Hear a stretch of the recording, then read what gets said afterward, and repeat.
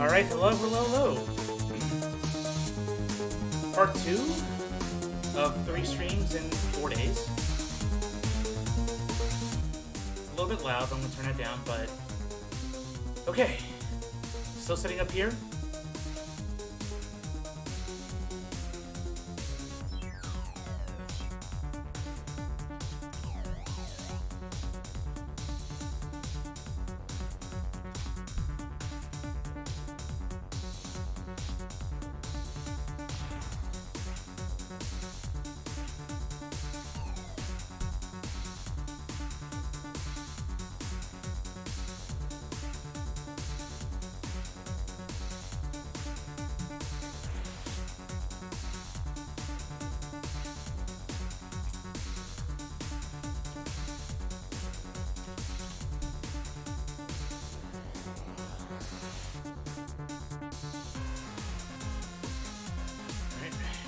Starting up the game, getting started.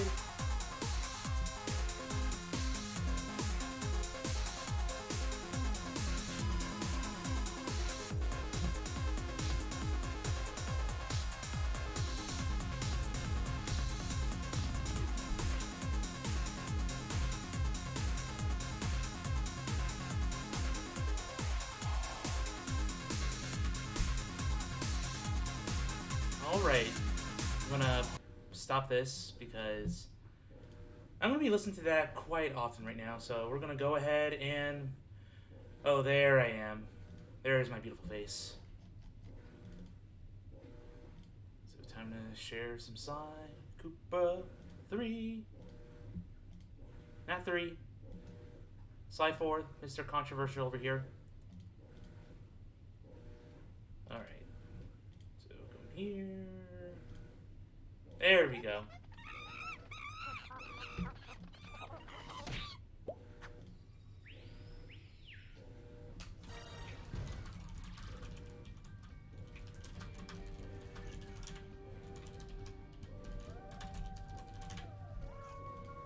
Alright, so Husky isn't here just yet, but that's fine. I'm gonna go ahead and just resume my murder of penguins. I think I'm at like 11.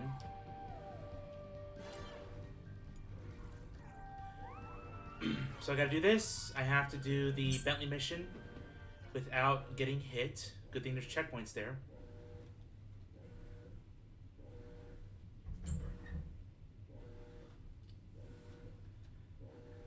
And then, while I'm in the Ice Age, I can do the arcade machine here. And I have 5 more to do. I only beat 1. I hope we get more like it, though, because those are definitely the easier ones to get good at.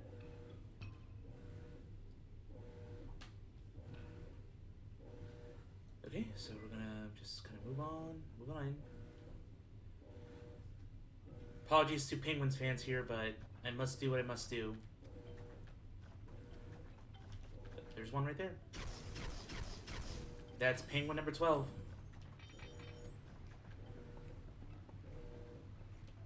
I don't think they respawn, so like once I run around and murder them. I have to, like, respawn them. 13. I am Carmelita, therefore I am overpowered as hell.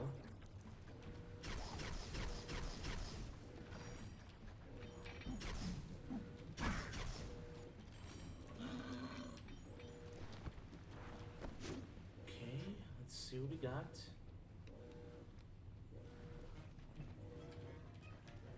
Alright, penguins, where are you?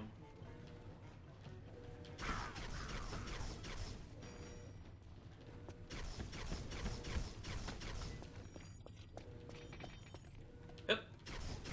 That is penguin number 14.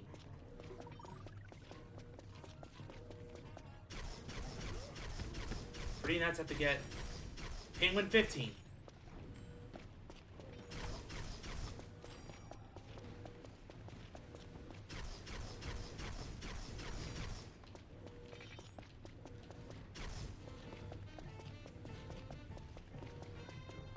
Oh, we lost my pony face, but that's fine.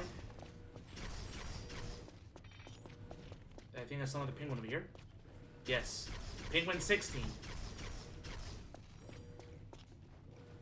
Hope I think I got something over here. Oh, okay. Well, I'm gonna start again so I get my face back.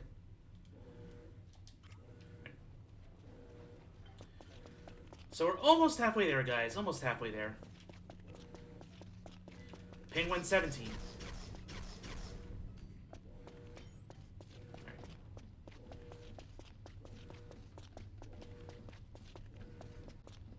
Alright. Penguin 17. Penguin 18.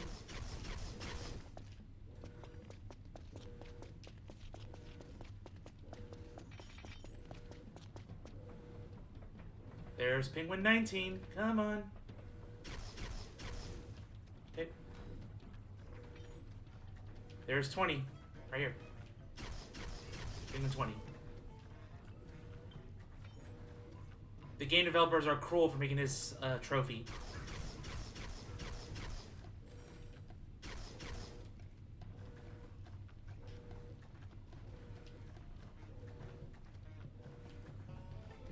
Oh, penguin? I thought it was a penguin here. Nope.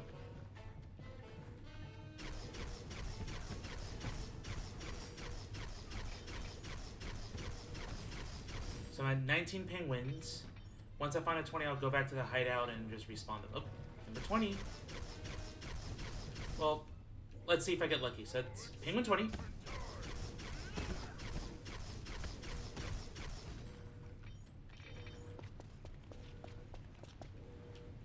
Oh, more down here. Penguin 21.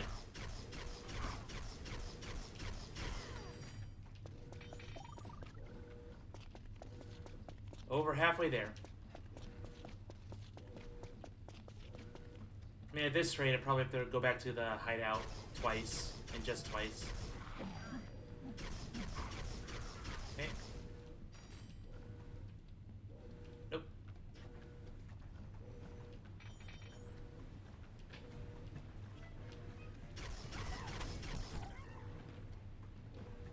Back to penguin side, yes. I really don't want to be doing this. But I must.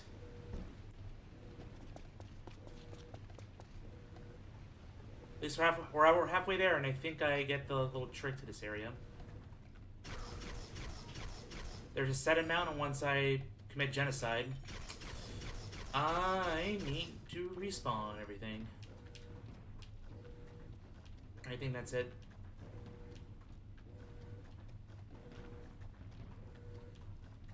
Anything over here? Penguins, where are you?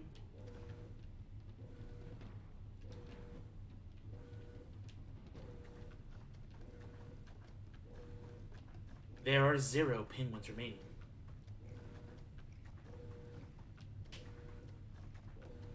Oh, hey, Husky. Hello. Yo.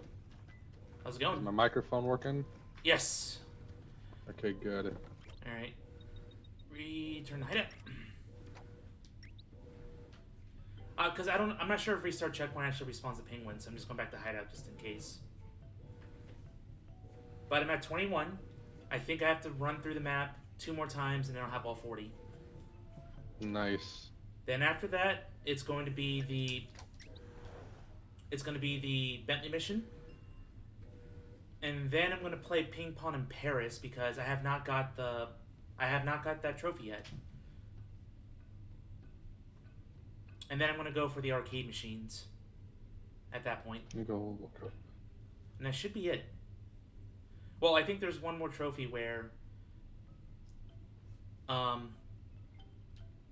there's one more trophy that I have to pickpocket every single unique item. Yeah, you need to go back to either Japan Or the Wild West. or Wild West. Yep. Penguin 22 is dead. Nice. Rest in peace. And then yeah, you got the map one. Yep. Oh yeah, you do have the Penguin 22. Then there's the fucking... Or 23. It's 1 to 2. The helicopter one. Yep, that's the Bentley mission. The Bentley mission. You also have a few other masks. Or we did get all the masks, right? Yeah. Except for the ones in the arcade? Yep, that's it. Okay, just wanted to make sure. Because I remember when we were going back through. And you got... Yeah, you have all the arcades, so you got all the treasures. Yeah. 23.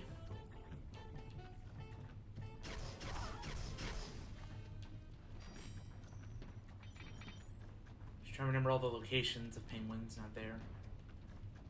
Oh yeah, there is also one more achievement that you have to get before the very end, and it's basically what happens when you get all the masks. Okay. There we go. Penguin 24. Wait, actually, no, maybe.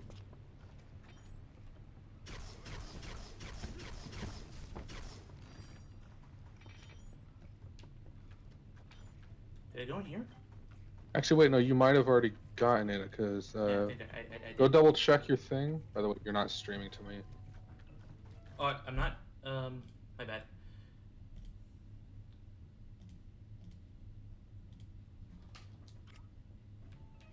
Quickly go check your achievement. Alright, that's Penguin 25.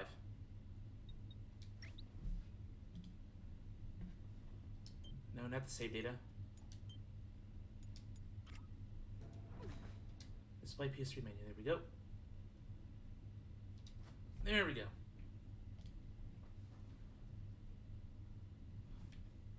Okay, now open it and give it a second, because it's gonna reload. There we go. And then you already have the achievement Hero Tech.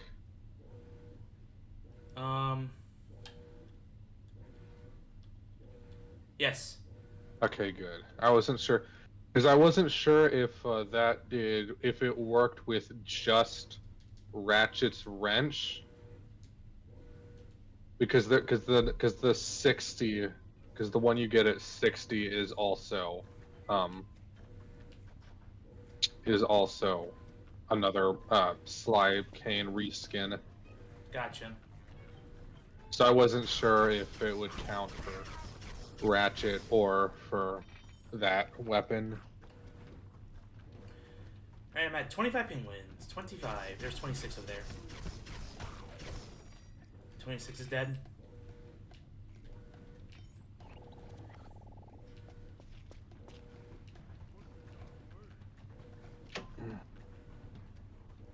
It kind of sucks that the penguins don't respawn unless you go back to hideout.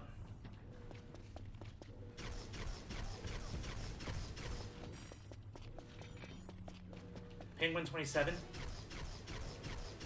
I missed them. Here we go. Nice.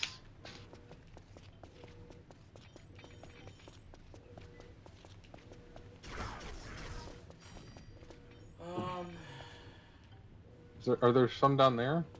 Another? Yeah, there's one down there. Oh, there's one up here too. Penguin 28, I think? 28. There's one back up here. Penguin 29.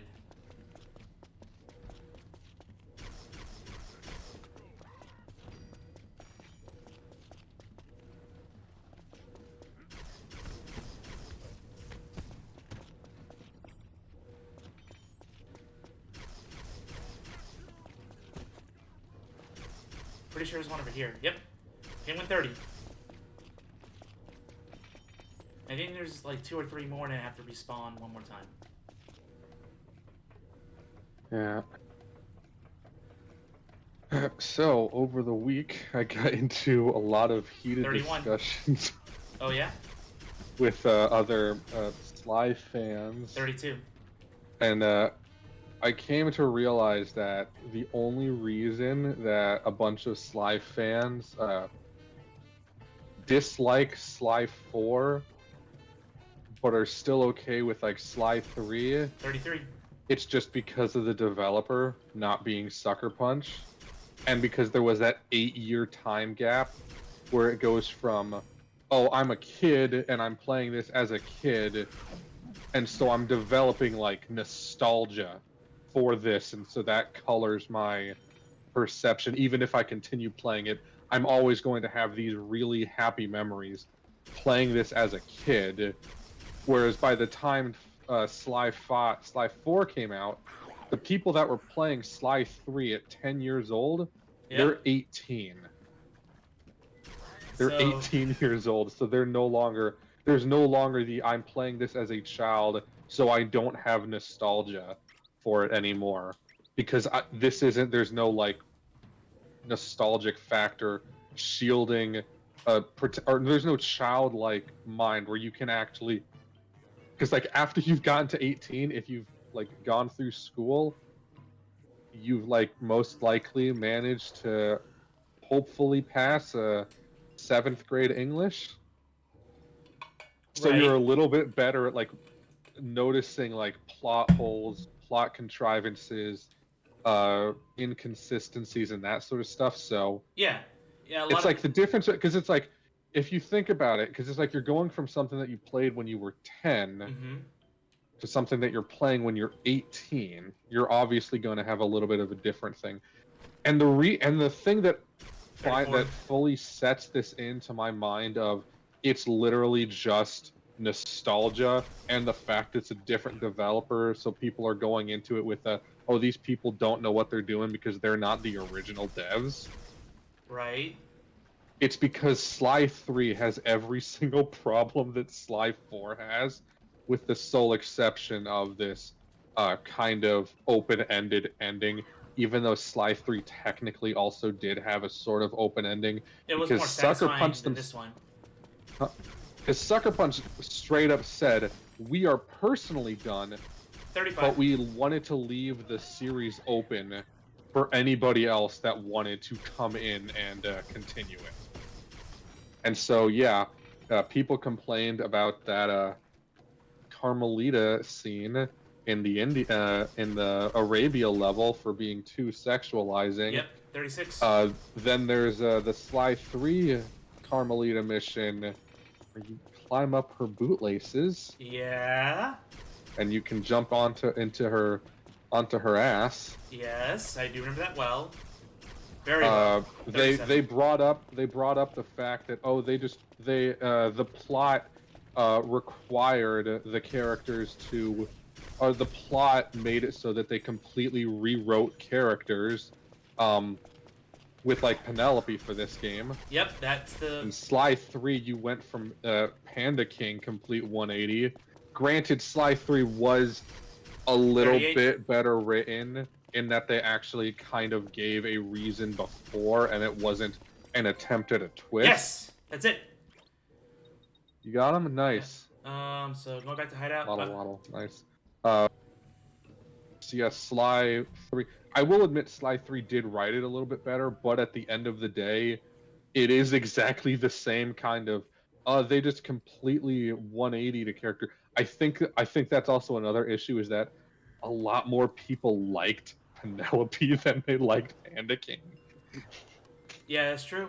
So it's like, a lot of girl gamers, you're taking like... a character that people liked and you're reverting them, compared to taking a character that basically everyone was indifferent to Oh and remaking no. them so that they're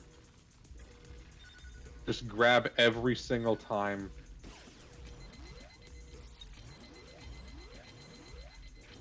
That's the key, huh? And don't run out of time. Yeah.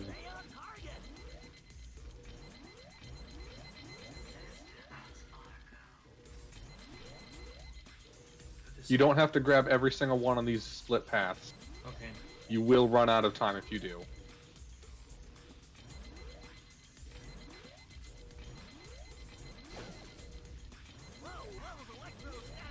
Do I get like a time bonus or something?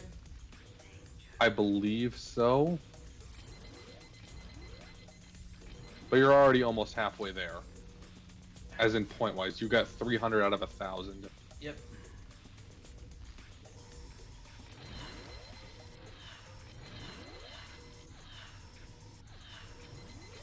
I keep going. You got this, man. I believe in you. I missed a couple, but I'll keep going. It's fine. It's fine. Just don't die. Watch out. That's a hole. Go left, I think. Ooh. This is a hill.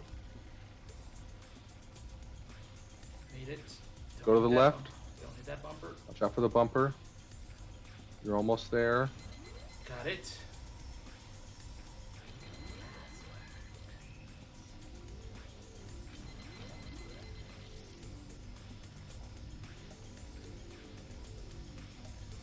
Okay, slow. Watch slow, out. Slow. Not worth it. Keep going.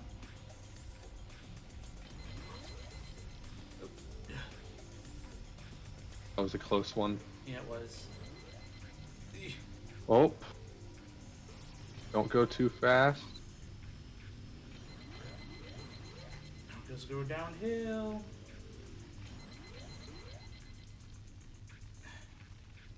Go. Move, damn you. I'm running out of time. Where's the next one? Oh, it's down there. Down. Not down like that. Okay, now that's all confusing. Wait, before we do this, Damn. Well, what's up? Pause. Pause. So I have to go look up the slime mask for this level. Oh, I hear you. So This one is in Gungathal Valley, right? Of the Ice Age area? Yeah. That is correct. Even though later games, Dark Souls 3, do a lot of the same garbage people complain about in that game. Yeah. Hindsight's 2020 for a lot of people, and people just be critical for the sake of it across the series. Well, I don't know if I passed it, but I'm going to just start it again. While you look it up. I have to go look up a video. Okay.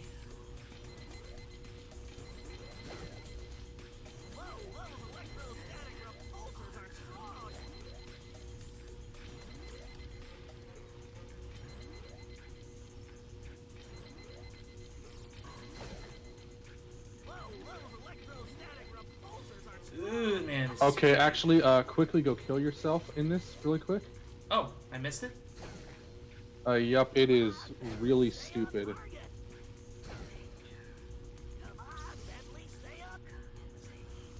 Let me double check something really quickly. I need to, stay in the like the starting area Stay in the starting area, okay? for like I think it's like 12 seconds or something, and it will pop up literally right in the corner. Bounce around on the, because there's you can't fall off here. As long as you bounce around in the red area.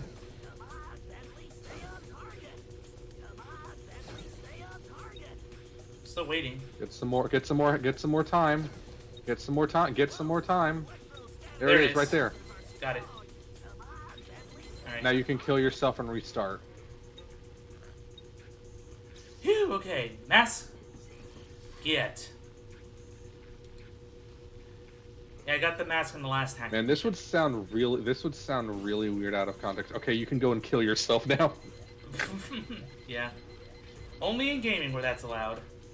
Oh my goodness. You don't have to do that again.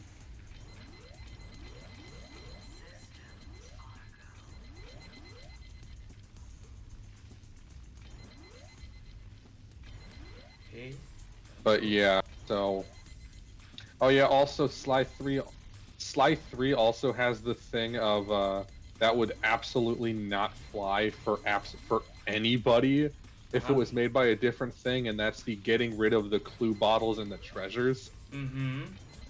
Like if any other developer had like if the first 2 games or the first 3 games all had clue bottles and treasures, and someone came along and made a 4th game and that game didn't have the clue bottles and the treasures, Yeah. nobody would be having it. Like, I tried to make the argument, but that if you switch the order of Sly 3 and 4 around, Mm-hmm. like people would be a lot more pissed off at Sly 3 than they are at Sly 4 because of some of the writing No! tricks that happened. Oof. Because of some of the writing stuff that they did and how much they took away from it. Yeah. Like, I love the characters in Sly 3, but at the same time, it's like there is so much taken away, and like I love all 4 of the games, but Yeah, some it people... is like it is just interesting seeing people make arguments of, oh, Sly 4 is a bad game and it's bad writing, and I'm just going to ignore any game that comes out that acknowledges it. And it's like, my guy, it has every problem that the first 3 have, and Yeah, but nothing more. you should definitely look at a video called A Slightly Long Critique of Sly 4. He really goes in depth and like hammers the game, but he gives basically his reasons about it. Mainly, just the characters, and then something like he wasn't a fan of the humor in this game. That it felt too cartoony.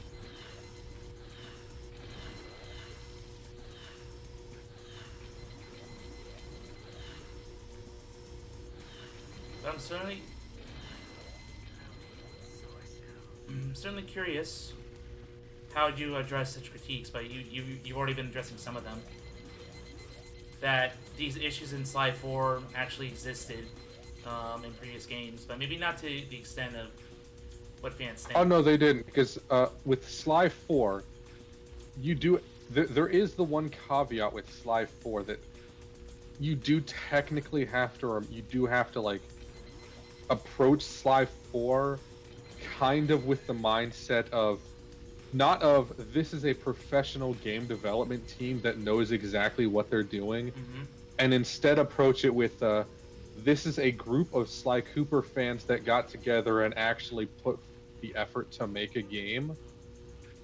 So it's like you have to you can't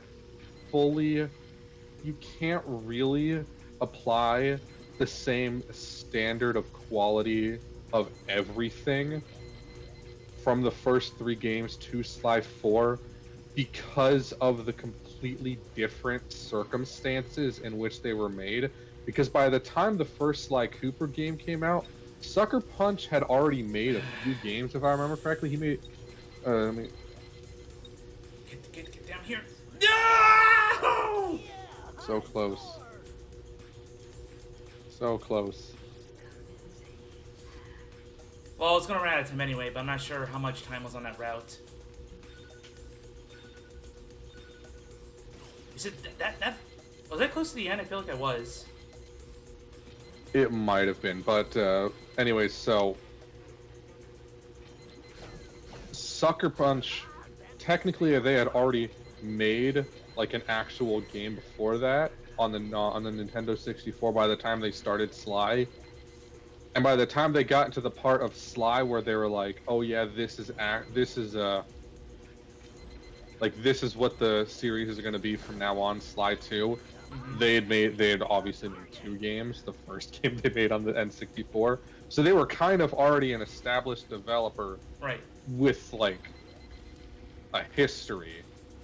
The only thing that Sanzaru had made by the time they made Sly 4, like 100% completely by themselves, was a motion controlled party game themed around ninjas for the Wii. Yeah, that doesn't really inspire much confidence, but I don't know. To the hardcore Sly fans, that would just sound like an excuse. Like, hey, you're a developer.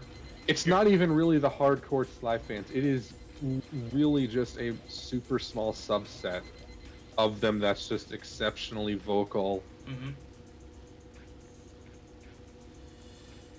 Okay. Because I mean, like no, you really can't call yourself like I'm pretty sure the people at Sanzaru are hardcore Sly fans, and you really can't call yourself a hardcore fan than someone that's actually gone out and made a game and had it licensed by the people that made that Mm-hmm. like approved, not just approved by Sony, but approved by Sucker Punch and worked on in tandem with both of them. Like that like that's the that's about as hardcore of a fan as you can get, like actually going up to the company and saying, "Hey, let us make a game or let us make the product for this franchise." Mm-hmm.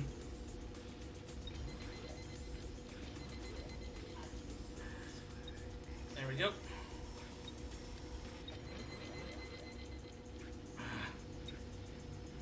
Gotta get this full thing all the way around. Need the time boost. Okay, that's fine. Move, move, move, move, move, move. Gotta get 5 more of these time things, and I'll beat the score. 1, 2. Also, there's a very interesting phenomenon a lot of the time with Drop down. it's Yes, an drop down. interesting yeah. Come on. There we go. I got it. High score again. There's a very interesting phenomenon with I'm pretty sure this is probably the case with a lot of like video game fandoms, but I can say with confidence that Oh no! oh, so close. But I Oh got wait, no, it. it doesn't matter. You got the high score, and you got the mask. Yay! Um. Anyways, as a I can say with confidence and certainty that at least within the Slycore fandom, the Venn diagram of Sly Cooper fans that know about that know how to do game development, and Sly Cooper fans that think they can do a better job than Sanzaru Yeah. is 2 completely separate circles.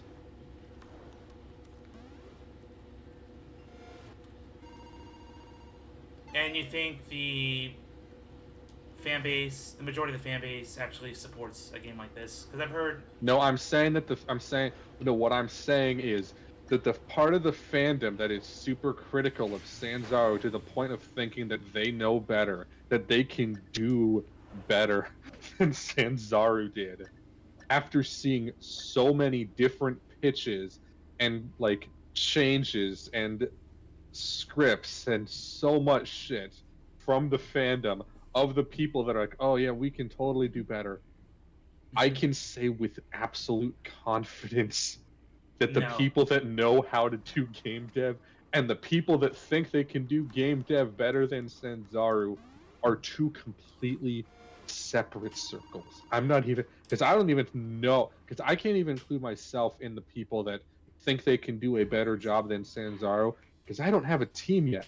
I hope that I can at least do as good as Sanzaru and make a Mm-hmm. game as good as they did because there is a lot of tender love and care and shit put into this game. Didn't you already do this one? No, this is the Wild West one.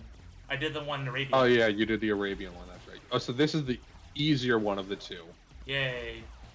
because the Arabia one was the super version. But yeah, as I was saying, I don't put myself on the pedestal of, oh yeah, I definitely could do better than Sanzaro, because I don't personally know. I know level design Right. and script writing. That's about it. I can't really do programming or modeling of that You, stuff. So you, I can't really say that my game is absolutely going to be better. I am gonna make an effort to at least make the script a little more tight, go over it a few more times, and try to avoid changing characters' personalities without, giving an abject reason for why their personality is suddenly changed. mm-hmm. But I'm not gonna sit here and say, oh yeah, I can absolutely. This is absolutely going to be better than what the company that is supported by both Sony and Sucker Punch was able to do. And it is actually still supported by Sony, because when Sony dislikes a product and decides that they don't want it anywhere, they'll just ignore it. Like they've ignored Jack 4 Mm-hmm. for however long it's been, to the point that when they made a Jack and Daxter, like the collection port for the PS4, they didn't include Jack 4 There's a in Jack the 4. collection. Huh? I thought it was just 3 Jack games. Technically there's 5, but one of them is a Daxter spin. Actually, no, technically there's 6, but one of them's a Daxter spinoff. There's Jack 1, Jack 2, Jack 3, Jack and Daxter and the Lost Frontier, Jack geez. X Combat Racing, and Daxter. Jeez, if I do go to that series, I'm not Do sure not about the... play Jack 4. Yeah. Do not play the Jack and Daxter. But yeah, so the funniest part is, By the way, is that... where's the mask in here? Is it in here? Oh, there it is. You see it? Yeah. It's behind the false wall again, I guess. Yep. Keep going. But yeah, the really, like, the karmatically funny part about Sony basically saying fuck you, Jack 4, is that it was the first and only Jack and Daxter game that was written by Neil Druckmann. Ooh, okay. It was the canary in the coal mine of this guy does not know how to write video games. Yikes. Oh shit, oh shit, oh shit! Ah! Remember, your health doesn't get saved between transformations. If you're getting low on health, you can go over to the green one. Yep, I'm gonna do that right now. And you'll have back at basically full health. Or I should say, it does get saved, but it gets saved per individual transformation.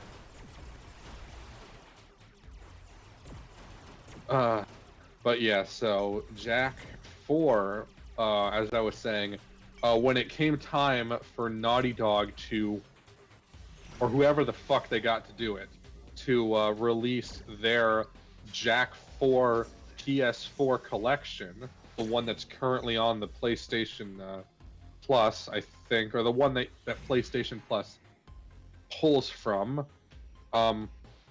yeah, they just completely skipped over Jack 4 and included Jack X Combat Racing instead.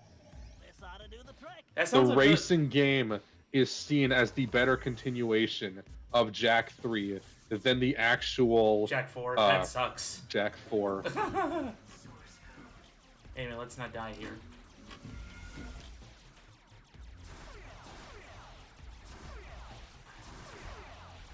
So I need 4,500, and then I'll be able to get the high score. Yep. So it should be 2 more rooms. But yeah, there are some, like, in some of the people that actually do write some of the stuff for, like, I want to make a Jack and or not Jack, and I want to make a Sly Cooper game. Yeah. Or I think this script would be better. It's like, some of them you can tell they're coming from a good place. Like, someone wrote a screenplay that was a dramatization of the third Sly Cooper game. To a weird extent, they had to, like, shift some things around because of things. It didn't really work. I think I still have the video somewhere on my hard drive. I have to go and check. But yeah, so it didn't really... So at least I didn't like it, but I could at least tell that the person who was writing it, like, legitimate, like, they weren't doing it to upstage Sanzaru Right. or, like, try to prove themselves better. They were doing it because they actually really like the series. They just have no idea how to write a script or how to write characters. So it's like they're coming from a good place. And that's why I'm kind of holding off on posting the video, because it's like I'm really mean in this because they do the one thing that I absolutely hate in every single Sly Cooper fan fiction. Oh shit! That's Not like, again. we're in every single Sly Cooper fan fiction that comes out. That's like, oh, we can do it better than Sanzaru. Everyone feels the need to overcorrect. Remember, you got to do blue first. Oh.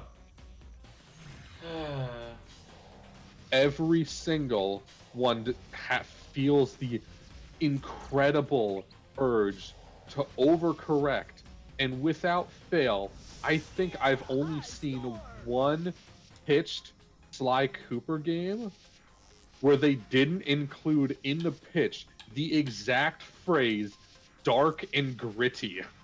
That's just cringe. Every single pitch for Sly Cooper at some point I know that has included the phrase "dark and gritty." Okay, so let me backtrack for a bit. I know that's just cringe is a really bad way to summarize anything, but it really isn't. Well, yes and no, because that word can have certain connotations of what it means, but it just sounds unnecessary. Like, if you're gonna make a faithful continuation of a story, just try and match the tone. If you want to take a different direction, fine, but just have it make sense in universe. See, the way of the tone that works, and the thing that Sanzaru messed up, is that they flipped the ratios. All right, gonna. And the way that I mean that is that for the original Sly Cooper games, they are 2 parts serious, 1 part funny. Time to pickpocket. Yep. Cringe so yeah, piece. for the original Sly Cooper games, they are 2 parts serious and 1 part funny. They have basically a 2/3 ratio of sorts. 2/3 is serious, like, actual story elements, and it's sprinkled and flavored with the humor. Whereas this game, This game is the opposite. It's more humor. funny, and it has the serious moments more sprinkled in, but they feel more like dressing rather than what's being enhanced by the humor. Now, that doesn't make it bad. It just makes it different than what the original games were like. And that's what a lot of people get hung up on. They see that it's different. Wasn't that it? No. I need the middle. Oh, yeah, it was a belt buckle. Sheriff's badge. The belt buckle's the 500 one. Yeah, sheriff's badge, yeah. But yeah, so, Nope. Cringe speaks my own character per non. I'm like, shush. But yeah. And he also mentioned Jack X was the actual 4th game. It was still good if you don't mind racing games. I don't mind racing games. I enjoy them. It's like how I enjoy the Crash Nitro Kart a lot. The original and the remake. Technically, I'm not retconning.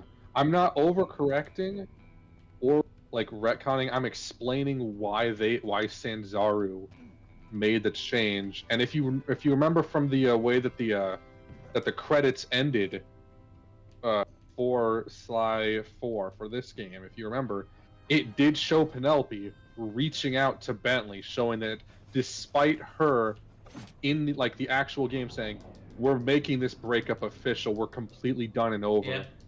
And then at the end of the game, nice. And then at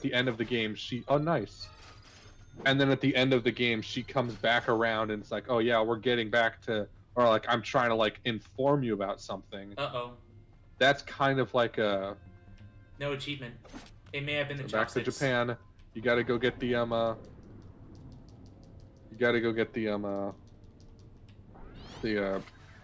sticks. Yeah, like the chopsticks. I'm very sure. I remember getting the belt buckle, and it was worth a lot. Yeah. Um. Yeah, there's a difference. I personally, and this is definitely just a bias talking, but I do see that trying to fix or not really fix, but just give a reason for why there was that duality in the game and why it was like really out of left field and left without an explanation using them. Like, I would completely agree that it would become really bad if I was just pulling hypnosis out of my ass, Yeah. like if it didn't exist, and if the Paradox didn't have a hypnotist on his team, and there wasn't that part of the credits where it's showing, Well, the yeah, she's still paradox. trying to get in, huh? The paradox wasn't really a good villain, in my opinion. It was kind of, The Paradox eh, was an attempt at like kind of what Paradox was we. an attempt at making clockwork without clockwork. Yeah. Okay, so Um, but yeah, chopsticks. but blah, blah, blah. But yeah, if I was just completely pulling hypnosis out of my ass, if Le Paradox didn't have a hypnotist on his team, and if Penelope didn't show the end once she was out from Le Paradox's, like, out of his group and back on her own and starting, like, actually trying to contact Bentley again, yeah, I would completely agree that trying to shoehorn Penelope back in with random, oh yeah, she was just hypnotized, would be a complete overcorrection for something that didn't need it. If it was just of mice and mechs and it showed her just being evil and gave absolutely no other reason to believe that there was something else going on, then yes, I would 100% agree with you. But because there are these other factors in, And we I'm gonna still. just jump off on it and say it. But yeah. And we still get Anyways, the B mask. Yay.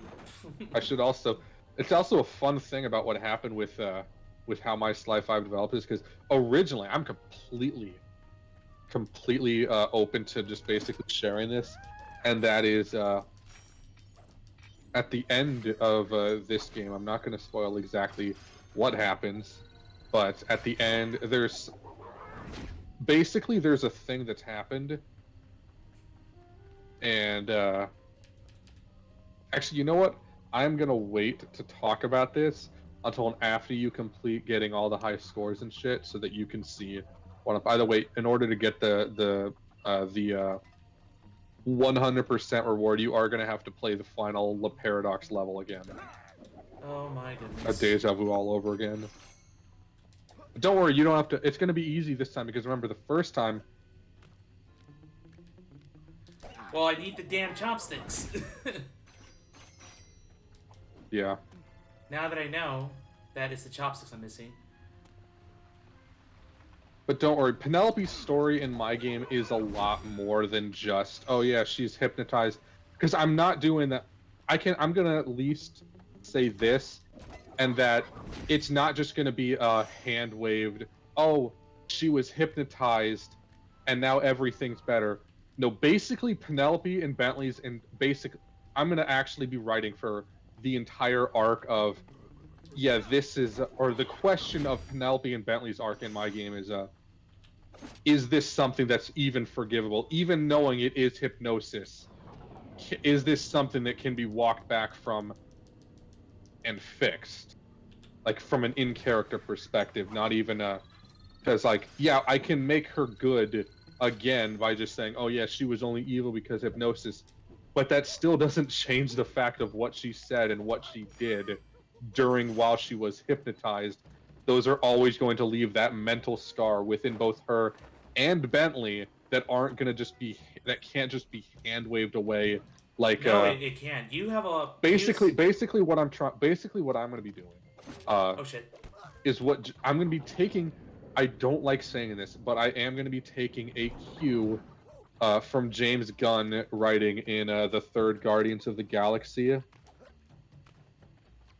In in a sense, with you know how basically how Gamora comes back, And totally but it's different. not really the Gamora, and then they have to like reconcile and sort of relearn how to do that sort of thing. It's sort of like that, as opposed to basically I'm doing a guardian. I'm gonna attempt. I'm not gonna say I am gonna do it because it's my plan. I am going to attempt to do something where it's like you're actually there is something actually to work for. The hypnosis explanation is just a jumping off point, and everyone is still going to be super like that's going to be like it's going to be played as this is what Penelope says, but she's also shown to be manipulative, so can we really believe her when she's saying that? You have to be clear about motivations. You can't just be wishy washy about, oh, yeah. It's so easy to write a character, especially a character that betrays, and then have to make it up to them. Like they have to show it, and they have to like sincerely do something to really, um, And that is even actually like a major theme of the basically Penelope's theme of the entire of my entire game technically, and it's really not a spoiler to see this because this is basically what any good hypnosis recovery story after a betrayal. yeah. Guardians of the Galaxy 3 is probably the best Marvel movie I've seen in a while. Guardians of the Galaxy 3 after a rewatch, honestly, I still prefer Guardians 2 over it, but Guardians I 3, kind of Guardians 3 is definitely worth I watching. really don't want to say this because there's like the 10 minutes of that movie that is the Rocket backstory, and then the comeuppance of that backstory with him, defeating the High Evolutionary and stuff. Mm-hmm. Like that's like super good, and also Rocket coming back to life. But on like a second walk through, it's like Oh no. it did start to kind of feel like a by the numbers Marvel movie outside of those Yeah. super, because it's like it's kind of Guardians of the Galaxy 3 has the exact same problem that Up does, in that there's 10 minutes of the movie that's super good, and then the rest of it is just okay. God damn it. And so it's like there's like really great things in this, but I don't think I can really call it a great movie because it kind of takes away from itself in a way. Like the parts of Guardians 3 that is Rocket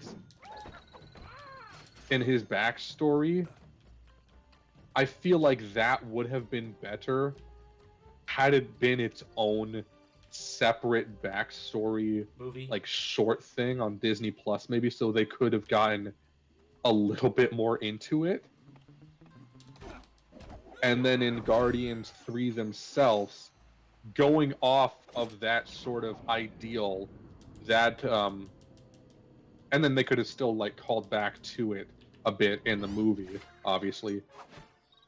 But I do think that in the actual movie of Guardians 3, it should have been more directly focused on like what Peter and Quill's, or not Peter, Rocket and Quill's relationship was, because we're kind of just told they're best friends. Oh my god. So it's like we're told that Quill and Rocket are best friends, but we haven't really been shown it because Rocket's kind of been in every single movie. Rocket and Quill don't really interact outside of uh your outside of like one or two quips, and then they're just gone. Yeah. Because like in the first Guardians of the Galaxy movie, they're definitely not friends. Like they barely interact until like the very end. Yeah, it's more. I mean, they do interact, but it's more like just they're not real. They're still developing their friendship. In Guardians 2, Rocket is away from Quill the entire time, working with Yondu. And then in Infinity War, Rocket's away with fucking Thor, dealing with Nidavellir.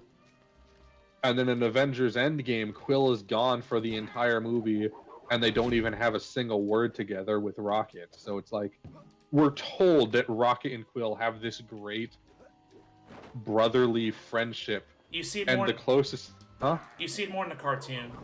I know what you're trying to get at, and you're trying to fill time because God, this RNG fucking sucks. Why for this one Yep. thing? This is But the yeah, only so thing. The only thing I've had trouble imagine finding. if you get it and you find out that you actually have to go to a different area to get something. Can you look up a guide? Maybe where it's usually found. Maybe it's a particular set of NPCs because I've looked all over this map and I've got nothing. Nothing. It really is just RNG. Oh my god. What was I'm just. um, I'm dying. but yeah, here. the thing with Quill and Rocket is, in the actual movie, one of the main points, like the main driving emotional point, outside of that great parts with like the flashbacks and Rocket, the main emotional driving point. Finally. Nice. Is that Told it? you it's just RNG. Yeah, that was it. Yay, you got it. You finally got the achievement. Okay, good. Check to see what achievements you have left. Pain. So fucking Finally. what was it? Those damn chops. But yeah, so the main emotional point of Guardians 3 is basically the friendship between Peter and Rocket. But we haven't seen that in any of the movies, so it comes across as flat. Like even in the holiday special, Nebula is a better friend to Rocket than Peter is, because spoiler for the holiday special, Nebula somehow goes to Earth and steals Bucky's arm for Rocket. So Peter doesn't really do anything for Rocket, so we're just told, yup, they're best friends, and so Peter's definitely going to do this thing for him. And so it kind of gets this cognitive dissonance between what we're told and what we're shown. Like, we're told one thing, but we don't really have, like, there, and because I also kind of think that despite how funny some of the scenes in it is, I really do think that Guardians 3 could have cut out the entire OrgoCorp section, because it literally just served as a part one of a two-part side quest. Thank you, Goddess, for the hydrate. Appreciate it, and welcome to the stream. We're just Hey, Goddess. We got through talking about Guardians of the Galaxy. You're trying to make a point here, as far as good storytelling, and so I'm more of right now. I'm more of just kind of complaining about Guardians 3 and how it's not as good as it could have been, because. Hey man, compared to also, what we got recently, I do also kind of, huh? Compared to what we got lately, I will take it in a heartbeat. Like, yeah, because a lot of the more recent Marvel stuff. No, basically everything that's come out of Marvel since Spider-Man: No Way Home. Yep, just not as fun. Like, it's been passable. Like, not all of it has been like horribly horrible. It's just that they've been the main issue with, like, even the ones that, the main thing that's been the biggest issue for me with phase 4, 5, or whatever the fuck we're on now, is that most of the stuff is bad, but then the stuff that's good isn't as good as it could be. Like Moon Knight, it's about this title character. Oh my god. Then you barely see him.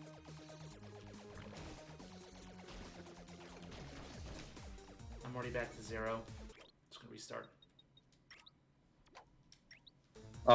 But yeah, so Spider-Verse was a good movie. And that's a completely different thing, because honestly, I will take like 12. Like, see, that's the thing with Sony, is that their movies are bad, except for like their animated Spider-Man movies. Oh yeah. But that's masterpiece level right there. But at the same time, it's like, yeah, they're bad, but like, I can at least tell that the people making it are like, they have fun. Fun. What's It's that? kind of like that thing I think I mentioned like a long time ago in like one of the first streams, which is I think we were talking about like a turn your brain off kind of movie, and and basically that's kind of what a lot of Sony's live action movies are. You have to turn your brain off to enjoy them, and honestly, a lot of Marvel movies kind of are that now, and I have a feeling that DC movies are going to get that too. But a lot, but with the Sony movies, at least I can confidently say that it seems like the people that are doing the Sony movies, they have no idea what they're doing, but they're having fun doing it. And you'd rather see that in creatives than people that are just going by the books. I would rather see people doing crazy, stupid, bad stuff like Morbius than another multiverse of madness. I legitimately think Morbius is a better movie than Multiverse of Madness because I feel like Jared Leto and fucking what's the one doctor, I always get them fucking mixed up. I can't remember his fucking name for the life of me. The 11th Doctor or whatever the fuck his name is. Matt Smith, that's his name. I can legitimately tell that their director, the writer, everyone in that film is having a goddamn blast doing it. Ouch. Ouch. Ouch. They may not be making something that's super great, but they're having fun doing it, and that's half of the fun. That's half the entertainment for me right there.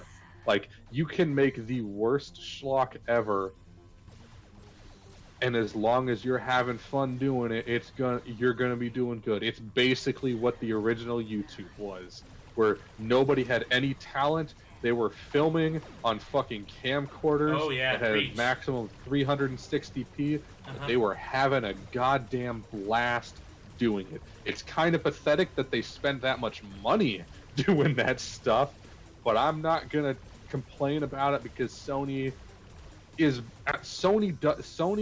the new Disney in the sense that they have enough money between their games and all their products that they do not need to give a single fuck. Yeah, but anymore. Look what's happening to Disney right now. Like, they're on pace to losing their competitor for the decade right now, which is Universal Studios and their pictures.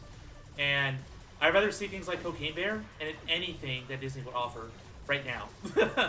Wait, you'd rather see what? Cocaine Bear, like something that Universal Pictures have absolutely endorsed, and it's just a grand old, stupid but silly good time. But yeah, so Disney has had Sony is in the special place where they don't care. They have enough money where they don't need to care, but they still kind of do to some degree. Like, obviously with things like Spider-Verse and Cloudy with a Chance of Meatballs, and basically every movie they've made except for the Emoji Movie. Ouch. They do care like what they're making and what they're putting out. Unlike Disney. Really. Yep. So it's like sad. And I know there's people I know that will just crucify me by continuing to criticize Disney, and it's such an easy thing to do.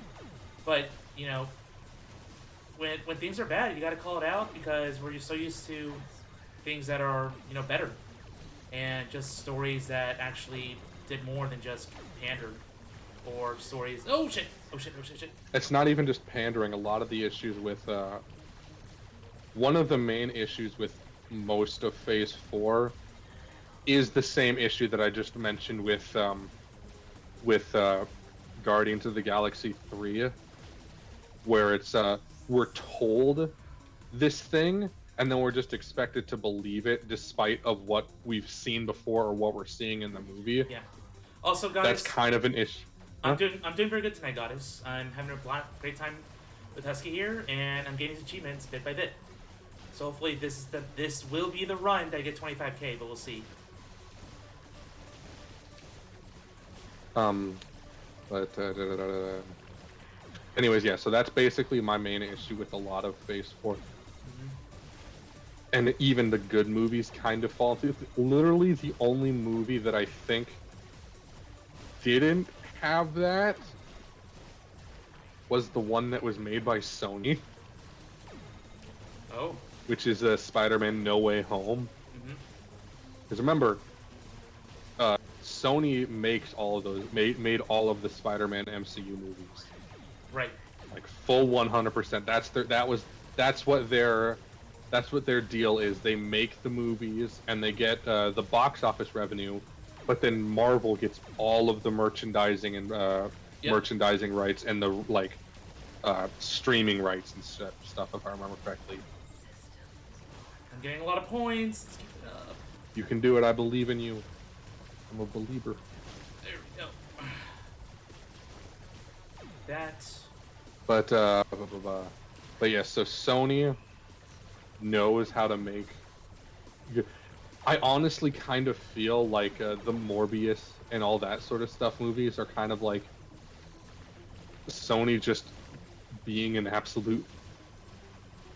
Like they're just letting their directors do whatever the hell they want, and they don't care if it's good. I do like that that is something I am actually kind of looking forward to, and the fact that Craven's finally going to be rated R, so that's good. 15k. I think this is the and last. I'm definitely looking forward to seeing Aaron Taylor Johnson, hopefully play a Marvel character actually good rather than how he got completely shafted by the MCU, because we're too lazy to ride around a speedster, because it would literally solve every single problem that we have. Speaking of speedsters, I have not seen and I have no plans on seeing Flash. I have, so but it was a very confusing movie because it's a time travel plot. As soon as I heard that they had brought people back from the dead, it's like, yeah, nope, fuck you. Like, not even in the characters, like legitimate actors they brought back from the dead, especially the fucking George Reeves Superman, who goddamn fucking unalived himself because of the way that people treated him after Superman. Bringing him back post mortis just for a fucking cameo. Oh my god.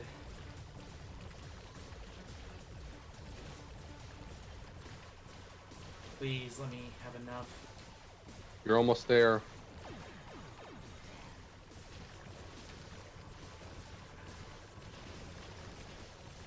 I need more enemies.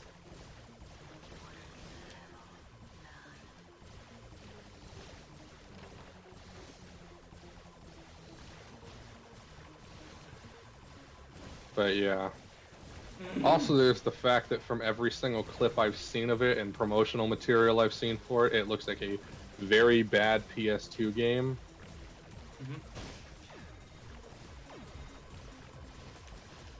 Would you say that that's how it looked in the theaters? Like a very bad PS2 game? I wouldn't really say the that. Flash? Oh yeah, like with one enemy, I can certainly understand that.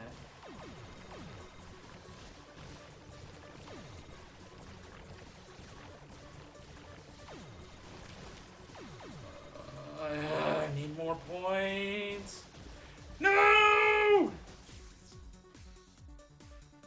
my god. You're close enough. You should be able to still do it.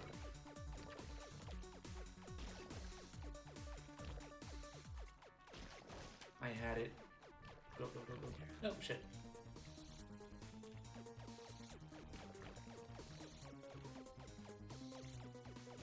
Go right immediately, or left immediately, I mean. Oh my god, I was so close, and of course I die.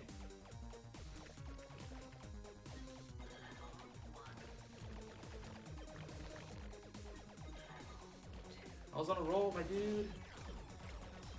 I know. A naysayer. Yes, I do sound a little hoarse. Pretty upset myself.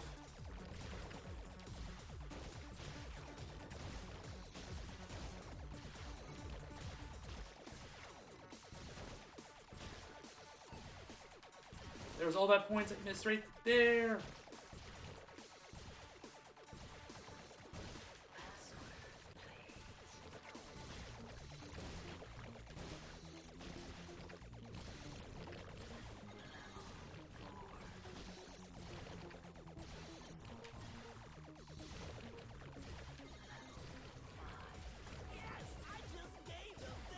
No, I'm not gonna. Let's do it. I believe in you. No, I don't. I'm not gonna have enough.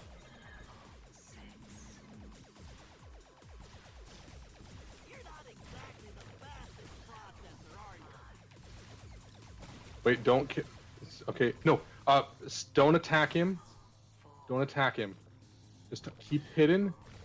Just keep hidden and let him summon up more of those things. Wait for him to summon up more of those things so you can get points.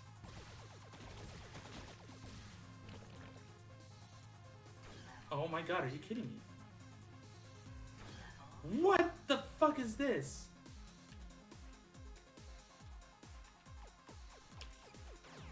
Why are you attacking him? I told you to... Like, it doesn't matter if he hits you. Just keep on getting those points, because you see, they give you points. The ghosts give you points. Oh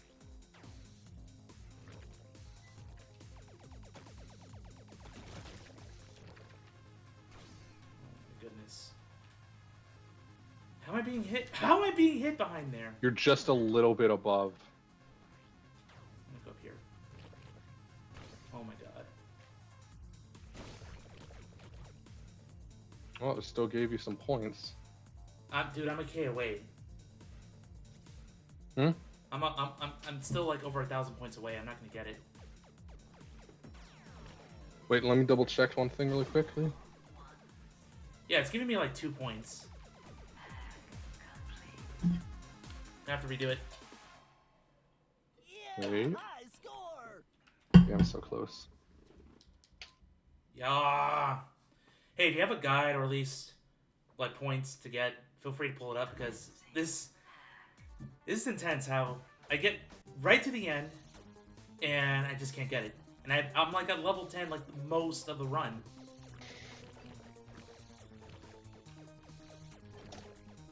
Now it's like another 10 minutes that I gotta spend doing this. But at least I'm halfway there. I have 3 hacking missions down, 3 to go. I think there's probably like another gyro one, I don't know. Because there's the one in England and then there's the Paris one.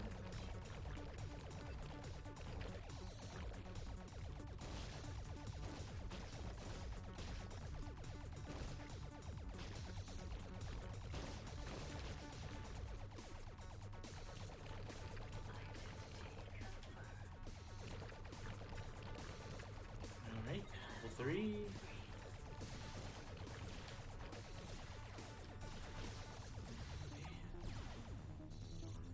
Go, Bentley.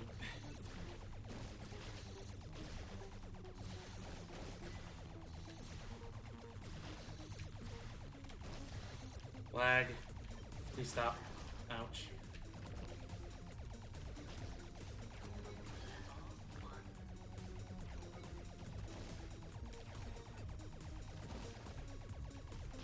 And I already got hit twice, so yay. But the key is I can't die. If I die, that just ruins my whole streak and run. But it makes me wonder, what are like real high scores for this mode? Like, have people gotten to 30k? More? Am I just missing something? I just think this particular one is just difficult.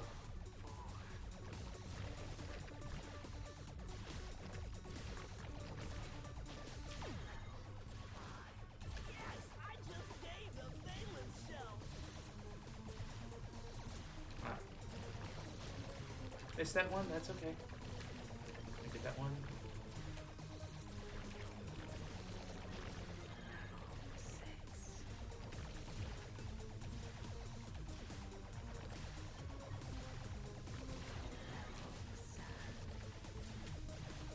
Oh shit!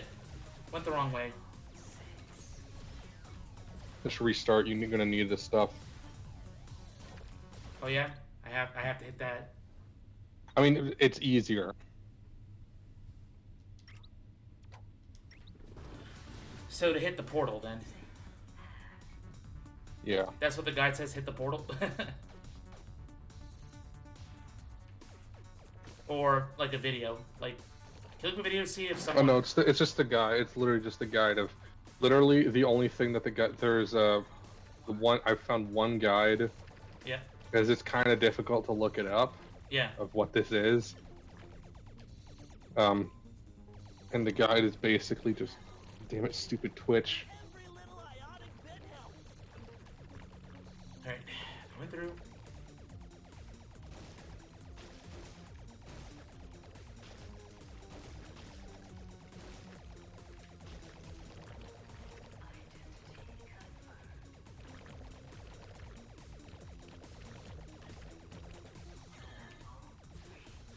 Anyway, going way back now to the initial thing I was talking about with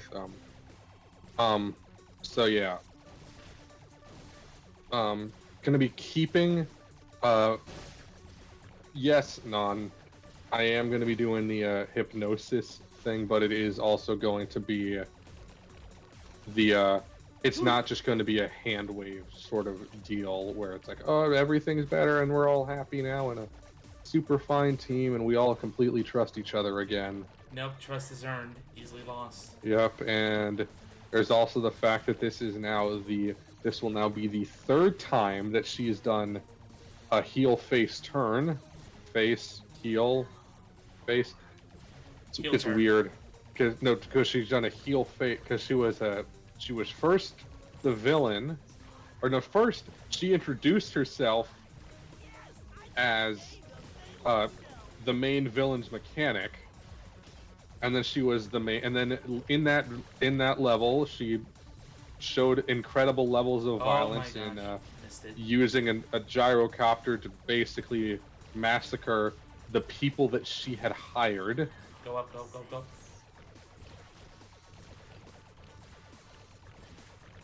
And then later on we found out that she's the actual villain of that thing, and then she joins the team anyways. And then yeah, so she starts out as being friendly, becomes a villain, is revealed as the villain, becomes friendly, turns completely friendly again. Yep. By the way, as the villain, she was 100% ready to completely clobber Sly out of the air in an airplane. Yep, killing him. So she not really fully But redeemed. obviously that's kind of more of a game mechanic kind of thing. Yeah, but that just makes it confusing, and that's why people are upset. It's because, all right, well, if you're gonna pull this twist once, why have it? I mean, I know you've explained it multiple times, but that's the main complaint. Why go through this entire arc again and again? It just feels like a weird ass pull, especially with the execution just being terrible. And that's why everyone's trying to course correct. But again, as we discussed, you have a better plan in mind than just mere course correcting. So we'll see. Yep. I also do have and the way that I'm planning on hopefully going about it is I'm hopefully going to be able to tie it into the overall theme of the entire game as well.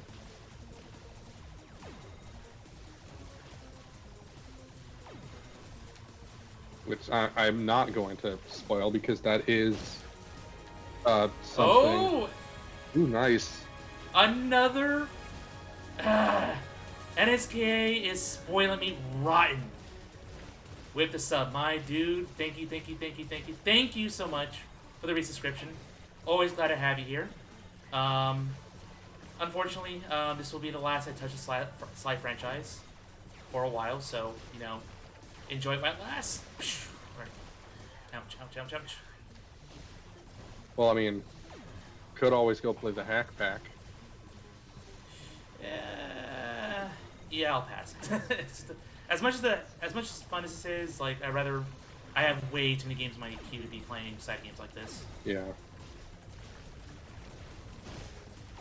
But yeah, so I can't say exactly what the overarching plot or kind of the theme is, but I am hopefully gonna be able to tie in Penelope's kind of the journey that she, and really it's not even just Bentley, because Bentley isn't the only one that was affected by her betrayal. It's the entire gang Oh yeah. that's going to be that she has to like kind of reprove herself as, yeah, I actually was hypnotized, I want to make amends now, kind of thing.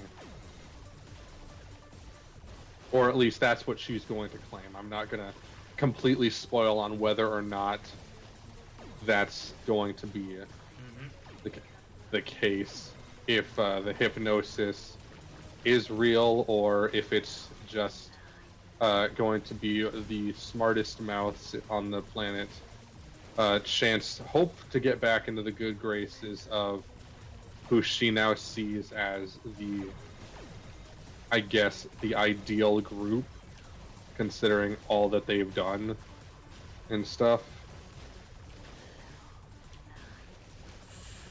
Alright, I think I'm making way better progress this time. Well, this is just a short explanation. Other than that, she hasn't really had an arc, though. That's true. Like, the closest thing to an arc that Penelope has had is, I'm in love with Sly. Oh wait, no, Bentley's a nerd. I'm in love with him now. Well, that's nice and all, but I still don't really buy that being her arc. I know that's what I was responding to. Yeah. So it's like, she hasn't had Yeah. a real arc yet. Like, as I said, her entire point throughout the series so far has been to be the twist. She was a twist in the first game. Third game. It was I meant the first game that she appeared in. Yeah. So she was a twist in the third game. It was the first game that she appeared in. She started out as a benevolent benefactor who just happened to know the villain and was offering herself up as a potential mechanic to them, lying straight to their face, also lying about her appearance to their face. But to be honest, Bentley did that too, so... I mean, I just can't wait till we get the secret ending and then see what really got the fans up in arms. Yeah. That's what I'm trying to get to, that we can have that conversation. But I gotta get through this blasted game first. I mean, to be fair... See, the thing is, Penelope has done some, like, dark stuff, but you also have to remember that at the end of the day, all these characters are criminals except for Carmelita. Yeah. And even she's kind of a criminal now, aiding and abetting in crimes and sort of that sort of stuff. Well, So Robin it's Hood like, could be considered a criminal, but we see him as Yeah. a very noble person. so it's like, yeah, I get where you're coming from. She's done some pretty dark and heinous stuff, but like, Bentley makes bombs. Like, that's his entire thing. Yeah. The bar is kind of like, But it's low. not like he makes bombs to destroy or harm people, even though they have harmed many, many, many people. It's sort of like the biblical mentality. It's like, oh, the Canaanites, you know, they were wicked people, so we're justified in killing them or something. But I guess heroes come in many shapes and sizes, and if someone like, I can wins, understand the someone has to argument that lose. Penelope, yeah, heroes couldn't even really call them heroes, to be honest. Yeah. They're more just happen to be villains attacking other villains. But personally, because like being violent alone doesn't really like get to the point of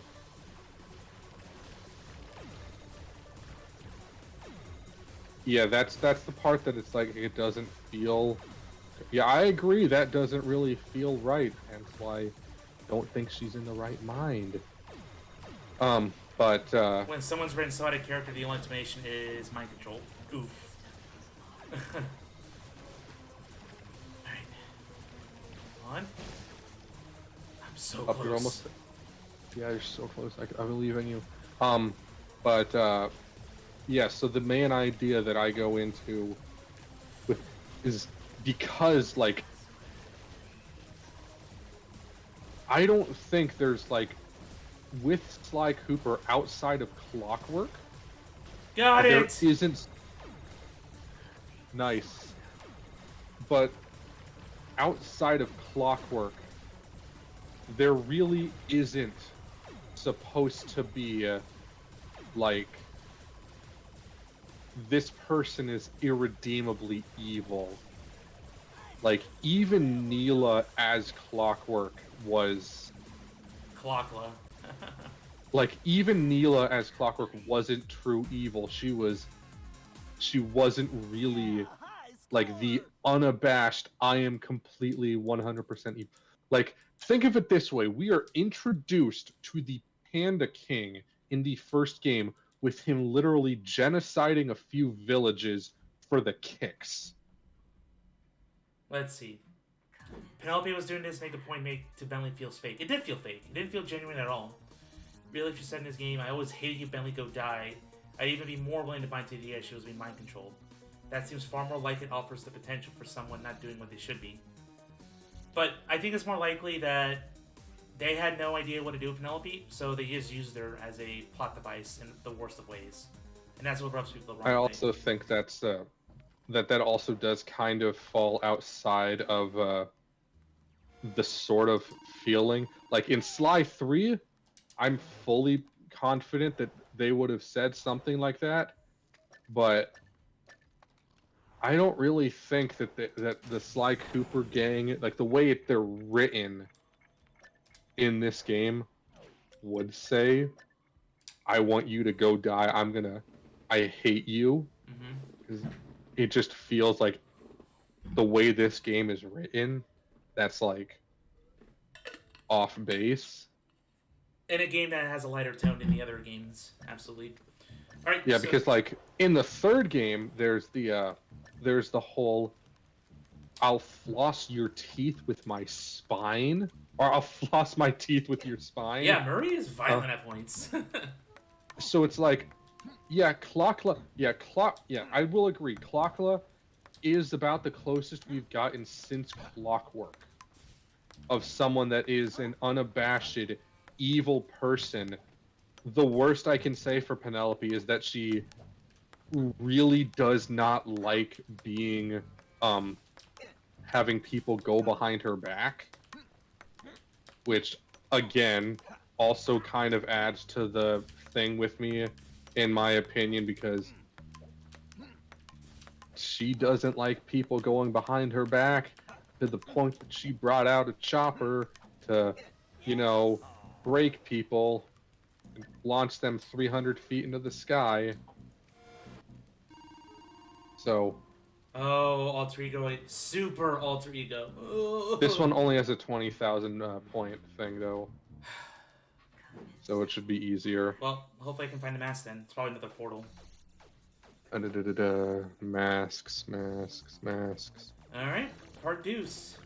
Which one is this? One's the Merry Old England, right? Yeah.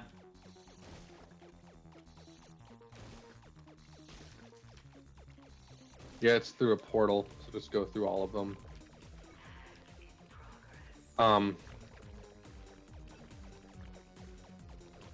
But yeah. I see Penelope as someone with anger issues, absolutely. Uh-huh. But given that we've been able to like redeem the Panda King, Right, which given we were able to redeem Dimitri, ouch.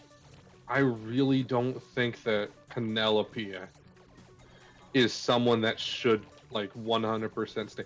Like, if it was Sal,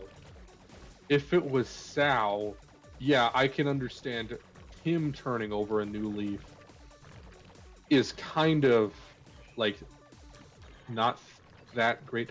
There's also another thing that you have to remember with these characters. They're 19. Uh-huh. They're children, pretty. They're just barely adults. Or no, they're 20. They're in their early 20s. That's Early right. They were 20s, 18 yeah. in the first one, 19 in the second. So emotional, hormonal. Yeah, not exact. They can be smart, but smart as you are, you're still gonna give into like emotions, emotional damage. But This one is going fast, yeah, and I hate it. I believe in you. But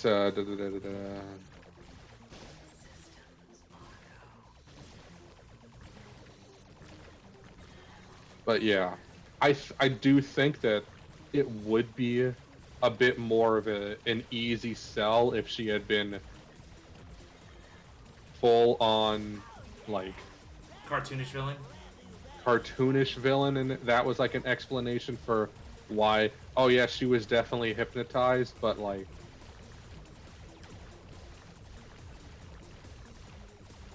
Okay. Keep going, keep there's going. also the idea of Is this it? slightly stronger minds being able. Maybe it There's didn't one give me a portal. picture of the portal. It just said a portal. Alright, well, I'm level 8, so hopefully I can keep that up. And not get hit. I don't even know how long this is going to be, but I need 20,000 points.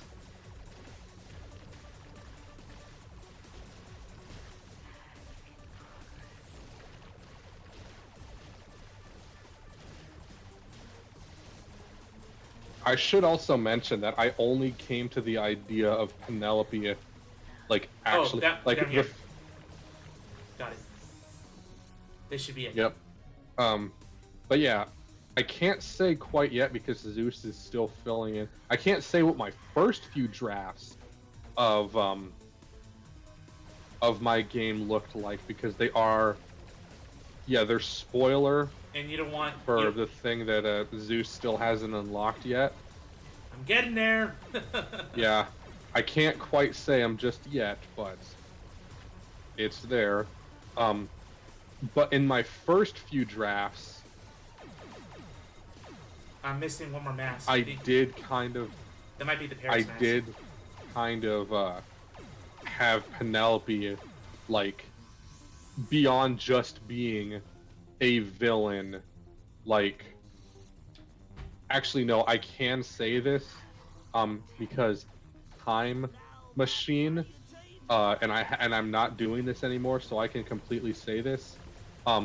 Initially, my idea for Penelope, before I went back and replayed the entire games a bunch more times and like actually redid everything, the original plan that I had was basically what you said, making Penelope be the... Holy fuck, it's this. Basically making Penelope be the full-on, like, irredeemably bad villain, in the sense that in my original script, the main plot and main villain of that story was Penelope, because you had to go back to stop her from creating clockwork. Shit! Okay, whew. That was a dead end. Because she's the person that perfected the time machine to the part where, as you saw at the end of Thieves in Time with the time tunnel, you don't need to use an object from that time period. She just had to find a place to go back to, and because she's got that, and because the time machine shit, she's able to make the hate chip for clockwork that makes his body ignore time, passage of time, until it gets destroyed. And so that was the first draft of my Sly 5, where Penelope goes full on evil Doc Brown and creates the villain of the story, thus creating a grandfather paradox of stuff. Because if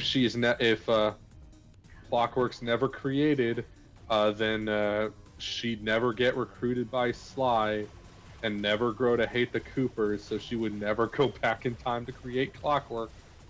That just And sounds then really convoluted, but that's what you get with the again, time so travel story. that was like when I first got it.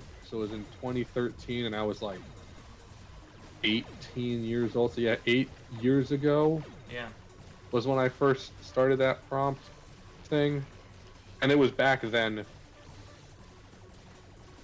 that I did it. And also, this also was something that I worked on with Xylee for a little bit. Was originally in my Sly 6 game, Penelope, it was going to be doing the old Splinter thing, and Penelope was going to be super old, still alive, and basically was going to teach the villain of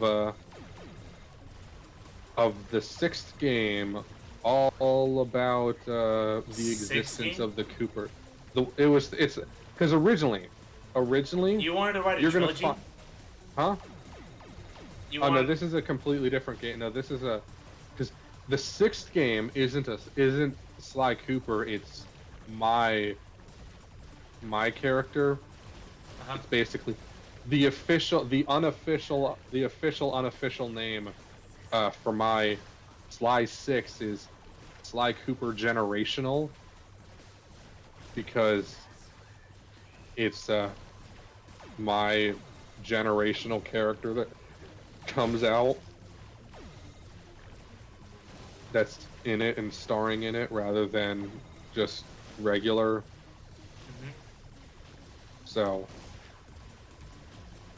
yeah, originally when I first played Okay, I still have more opportunities to get points. yep.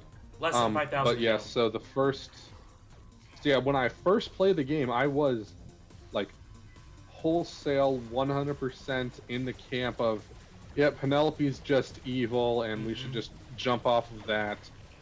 And it just didn't make Didn't make sense. It a, doesn't make sense. like her being just flat out evil when it was actually written out in a story. It just fell flat and it didn't feel right. Because she's manipulative and She's flawed. she's got anger issues, but she isn't someone that's like unabashedly and horrifically evil in the way that like Clockwork Yeah. or Neela was. So it's like I couldn't really think of her being the kind of person that would have that grudge for that long, and to the degree of literally creating a mass murdering monster bird just because they like there wasn't really any reason why, given, because that's also one of the issues with Sly 4 Penelope is it's just money. Like that's not a really good excuse. Like, so the more that I played the game, the more I'm like realizing it's like, okay, what do I have to work with here to like actually write something that's believable for her to come back? Because it's obvious that they were planning on bringing her back. Yeah, they had to. And that's like part of the thing that people are, what was all this what were all these secret postcards that were obviously from like, she's still a chess piece on the board. She is either going to come back as an ally or an enemy. And I can't really think of a way to make her an enemy. Not to because again, if she's an enemy, why is she leaving those postcards? Yeah. So it's like, Got it! yay, you can die now. I'll just go to the end. Yeah. It's like, yes, I can understand there are arguments that could be used to make Penelope like a wholesale, full-blown uh, Scar Lion King villain that's just wholesale into the craziness. But I don't think that that's good writing. Like, it could be written good, but I don't think I am capable of writing a villain like that, at least not with her, because she has this sort of history with her. If I'm making my own villain, yeah, I'm full blown. I can go and make them as crazy and gung ho evil as possible. Now I think all you have left is the Paris. Paris one, which is the Gauntlet. Final mask. But I'm gonna do the Bentley mission first. Yep, in India, or not India, Arabia. Arabia. Yep. But yeah, so hypnosis, with the way that I found myself writing the plot for the story, hypnosis really was like the only way to go about doing it in a way that didn't change anything of like the actual plot, or not the plot, the existing world, and just kind of offered an explanation for something that was questionable at best in a past game. Mm-hmm. I'm gonna play ping pong real quick. Because I still have not got this achievement. I'm starting to think as Sly, I have to hit it 20 times per ping pong table. That's what I did always, just for like, just to double check. I didn't do that, so I'm making sure this time. 8, 9, 10, 11, 12. Ah! Try that again. Come on. Yeah, so 1, Penelope. 2.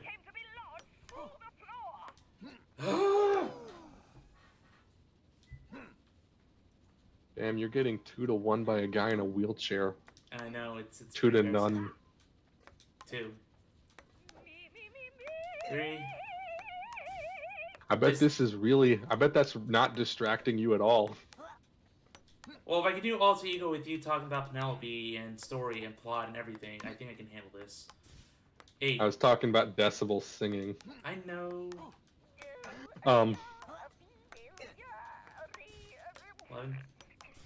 12, 13, 14, 15, but yeah, so 16, 17, 18.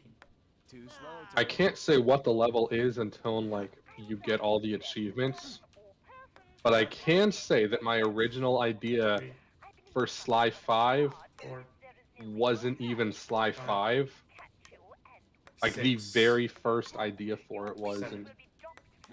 Like the original first idea for Sly 5 was literally just 10, a single level 11, that would acted as a demo introduction into what is now basically Sly 6, kind of just tying up all the loose ends that were left. 16, But then it's like, 18. okay, yeah, this isn't working because there's a lot of loose ends. They've kind of been like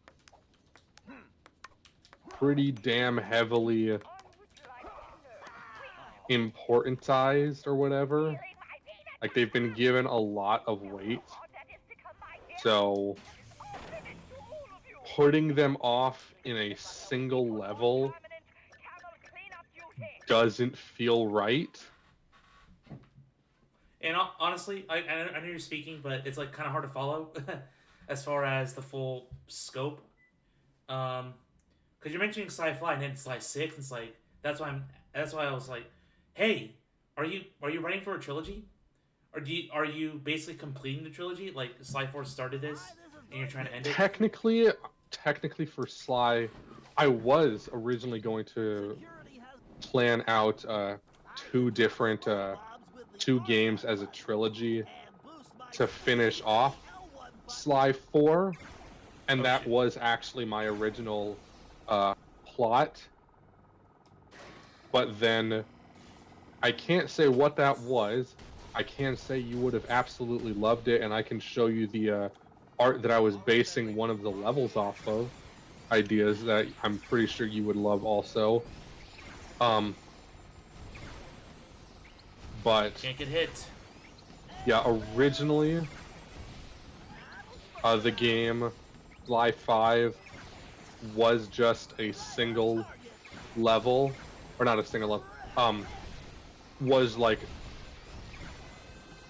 basically the entirety of my first pitch of Sly 5, of my first part of Sly 5, was basically tying up all of the loose ends of Sly 4 Tying rather up than being its own.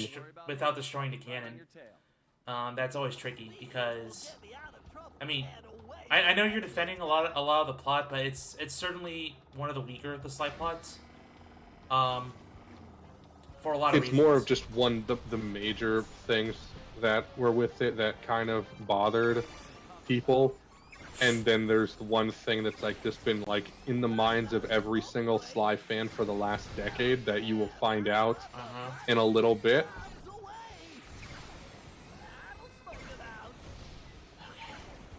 So far, so good. No hits.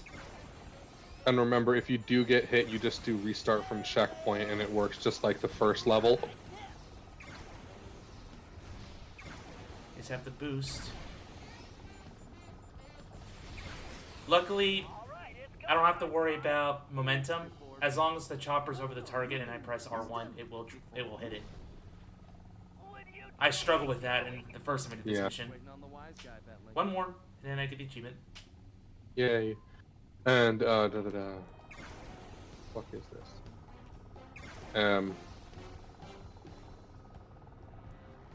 But, blah, blah, blah. Anyway, so when I'm talking about Sly 6, yes, I'm talking the about confusing part. like my completely original game that has my. You've seen Amelia, right? Yes. It's her game. That's what Sly 6 is. Okay. Can you repeat when Sly 5 was going to take place? Is it 7 years. Let me double. 7. I have to go double check what I actually have for the. I have the thing right open. It takes place in my canon. It takes place 7 months after the end of this game. 7 months already? It's not a huge gap. Yeah. Please hit it. Ah, damn it. Gee! I didn't get hit, did I? No, I didn't. Ah, damn! I didn't get hit, did I? Immediately gets hit. So yeah, this Sly, but originally, I didn't even have like a time period of when the initial Sly 5 idea for me took place. Well, I did, I just can't say it yet because spoilers of the thing that you haven't gotten to yet. I am so close, I can taste it. Tastes like chicken.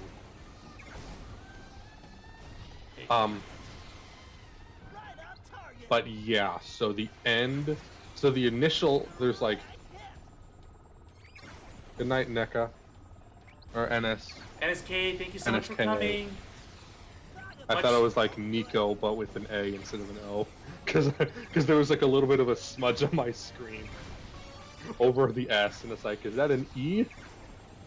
Are they like a Nico with an A, like a female Nico? No. They're a dragoness, and they're very lovely. Yeah. Anyways, yeah. So Sly 6. Originally, that was going to be Sly 5, and what has become Sly 5 was originally just a single level. There we go. Yay.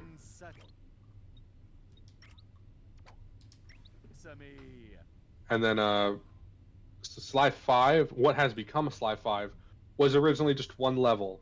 And then slowly that one level became 2 levels. And then 3 levels. And then by the end of like a year of work, it became a full 5 level game.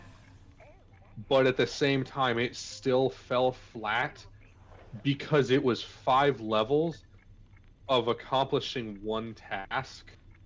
Granted, there were 5 different villains that you had to go up against, and most of the level, like half of the levels, are still in existence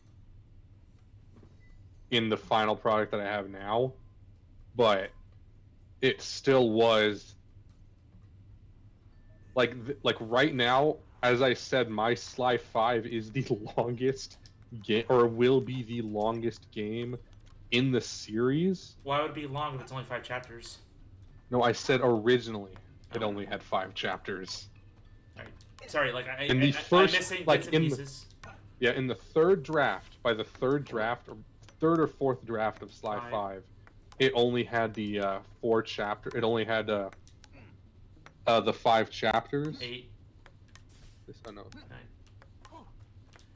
So what's the final chapter count? I'm opening up the board where I have it saved if it wants to load. Take your time. I'm trying to visit all the ages. Yeah, I get it. And it's gonna do a I quick think that's refresh. 20. There we go. There we go. Yeah, that should be 20. 14.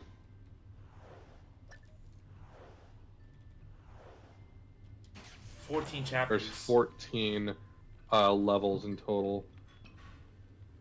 That is crazy. Technically, let me just other way to scroll. And thank you for the hydrate. Just noticed. Technically 15, depending on how you count tutorials, because that's not a full with missions. It's just a tutorial. What about the final mission? Is that just like chapter 14? So technically 13 full. I'm chapters. taking chapter 14 and I'm doing it more like Sly 2 and Sly 2, where it's like you know actual missions. Yeah, instead of and you're what, still Sly like 3? working through it, as opposed to Sly 3, where technically Sly 3 does have like a set of missions that you're going through. It's just there's no overworld. So 6, 7, 8, 9, 10. but yeah, so you're gonna be upset about this. 13. One of the scrap. I got it. There he goes. You're gonna be upset about this. You specifically, Zeus. I am calling you out. Why? Because you're gonna be upset because one of the scrapped levels from the original draft of Sly 5, which I can say because technically this one isn't a spoiler because it isn't tied in directly to what you're about to unlock. The original one was, or the original game that I made, Amazon Carmelita. What? Amazonian Carmelita. Like Amazonian size, tribalware, all that stuff? Let me just give you a quick. Give me just a quick second. I'll pull up the image that inspired this. If it wants to, okay, there it goes. Maximum chaos, 4,000. It says I only have 82% trophies. What am I missing? I need to check that very soon.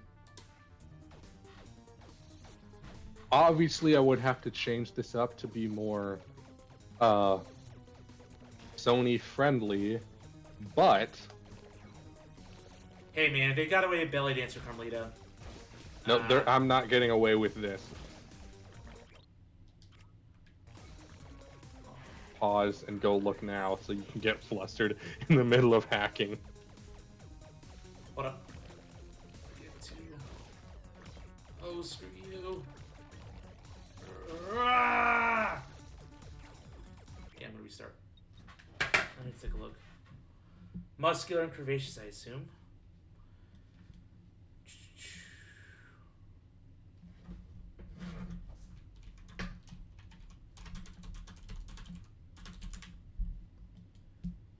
Clicky. Holy. Okay. Excuse me. Wait. You wanted. Why? What? I am questioning. Okay. How are you going to incorporate? I know it's scrap, but how are you planning on incorporating something like that? This is like Carmela's ancestor, or like. Yep. Carmelita's ancestor. Oh yeah, because you're having time travel. That's why you're having so many chapters and periods. Well, actually, time travel in my game is going to be over in the first. In my original Sly 5 script, yes, time travel was the main thing, and more ancestors. Let's get Henrietta as like chapter 1 or something. Yeah, but not anymore. Not anymore in the one that I'm doing. It's more like we're doing the time travel at the very start, and we're just getting it done over with and moving on to like the next stuff.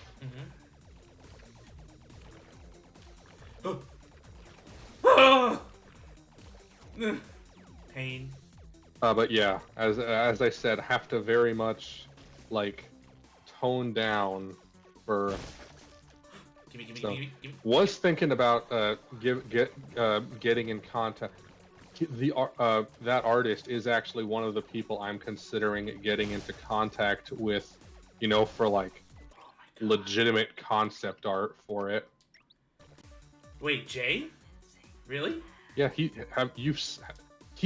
is actually like a really big Sly fan, and he has done like legitimate. He has done. You haven't seen any of his. Literally, just go on. I don't think I can say the website name on Twitch, but you know the website. The website. Starts with an E, ends with a 1. Uh-huh. Just look up J Carmelita. Love really, because he doesn't even just do like just pictures like that. He's legitimately drawn like just regular fan art for the game. So not just fetish. Cool. There you go. It's not fetishized. That's cool. All right. Well, maybe the other person I'm thinking about is person I'm thinking about hiring on. I have met Jay in in real life. Ooh, nice. Anthrocon. And Anthrocon both times actually, so that was amazing. Nice. But either him. I am kind of leaning towards him because he costs less than the other person. At least going off of his like pre-existing. No, the reason I'm saying that is because the other person is Gesso. The person that cost 4K for a carrot, because they're like an actual professional industry artist that works as like a legitimate professional concept artist. Yeah. So it's like.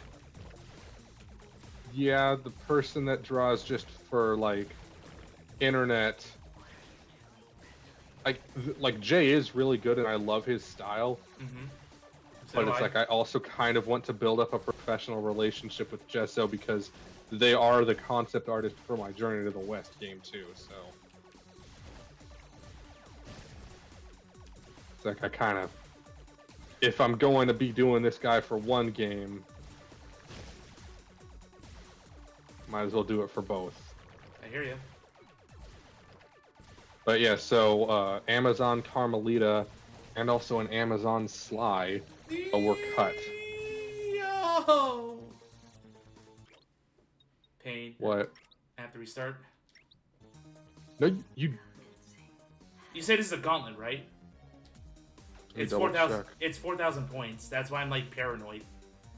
Because it took me forever to get a high enough point score. That's cool. That he's a legit Sly fan. I know. I mean, a lot of furry artists probably are for obvious reasons, but It's amazing the number of people in Sly, the Sly fandom that are complete denial about being Sly fans. Or just being furries. Oh my god.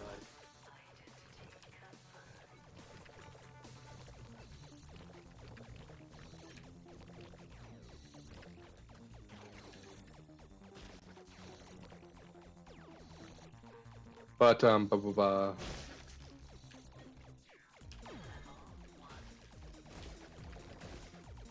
Yeah, now you make me want to like poke him and be like, hey, can I like commission you for like slide related art, like a nice victory piece, or completing the whole franchise? That'd be nice.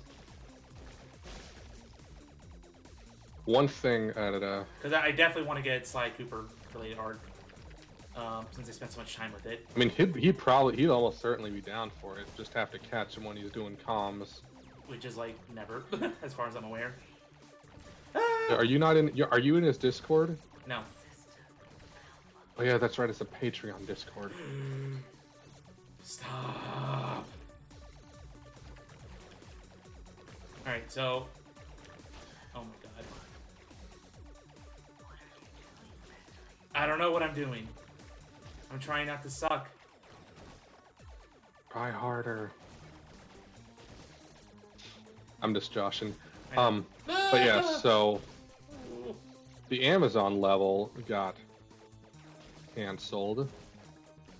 The one that didn't, though, is one from the original script that I can actually talk about. Is like an actual one that's set inside of a French museum.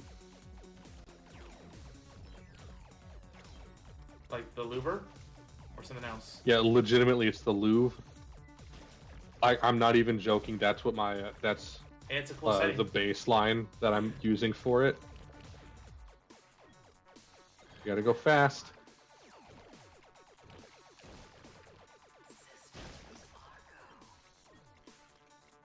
Yep, gotta move. But I'm almost a quarter of the way there.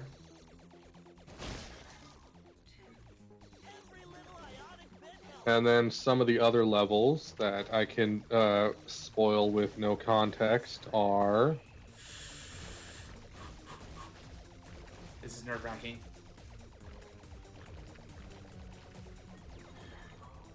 I think I already mentioned this back during your Sly 2 one. Oh man, already? When we were watching, huh? At the core already. I'm only at 1,000. Yeah, as I said, it's a gauntlet. You're going through all three of the different things, so it's like not that difficult. To get the 4,000? Yeah, because you're going through all three different things.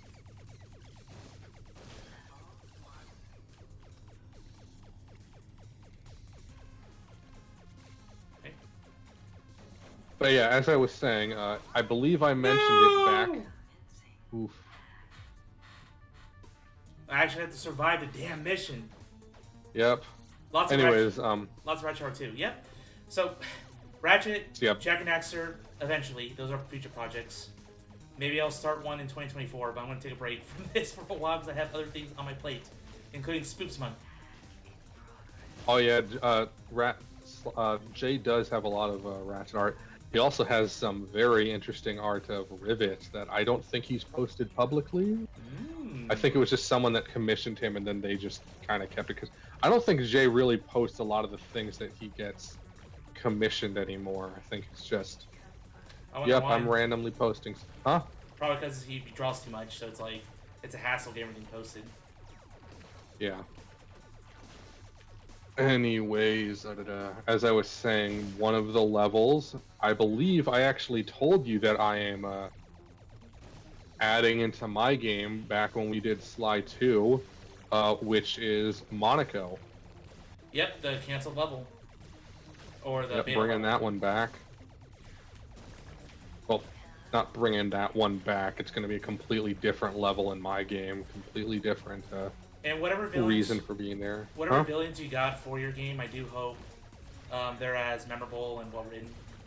Well, I can say, hopefully, if I get the voice actors, I'm pretty certain, like I have absolutely, there's only one of my voice actors I'm confident I'll be able to get, and that, well, I mean, outside of the main three, but one of the only characters I'm confident I'd be able to get is Alex Brightman, because he's already shown a willingness to do indie work, and that he's on Hell of a Boss.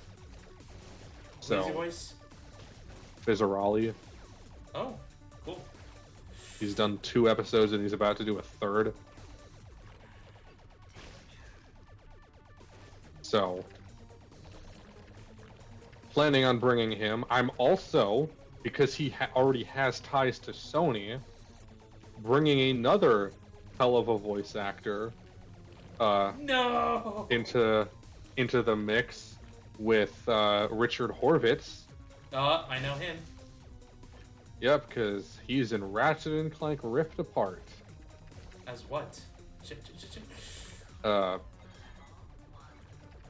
One of the Zircons. You haven't played it, so you don't understand it yet, but Nope. it makes sense. I don't know the alien races, but Less of an alien race, more of a weapon, but oh, that's interesting. oh, Zircon Jr. But yeah, and he's also in Power Rangers, which I didn't realize until very recently. He plays Alpha. He's everywhere. But yeah, so, and then there's the voice that I'm like almost 100% certain I would not be able to get, but I also kind of feel like it's just the sort of shit. There goes my phone. At the same time, I feel like it's also the sort of, you know, I'll do that. That seems fun. One of my main villains, the dream voice that I have for them is J.K. Simmons.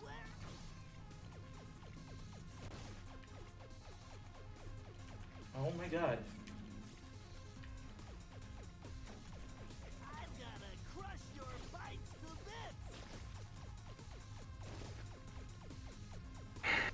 Yep, J.K. Simmons playing a Los Angeles business snake. I believe it was a snake. Yep, it's a snake. You should run home to your motherboard. You call that hardware? Come on, Bentley. Come on. You want to be down towards the bottom when they're coming down and up towards the top when they're coming up. You're not exactly the fastest processor, are you? You call that hardware? Finally. Phew. But yeah, so Get past the hardest one. the three voices that I have Oh shit. in mind. Jeez, it's like a Sorry. missile I need to concentrate here. Because I really don't want to go through that first segment again. Go right, go right, go right. I mean, I hate to steal your thunder, but I really... No, it's completely fine. It is your stream after all. I'm the one stealing your thunder. This is right now... Just trying to survive this so I can get to 4,000. Wait a minute. Let me go double check something really quickly. Mask.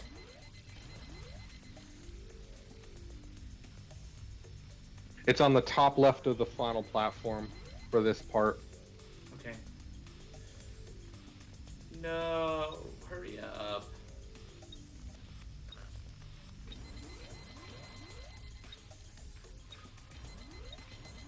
Go, go, go, go, go.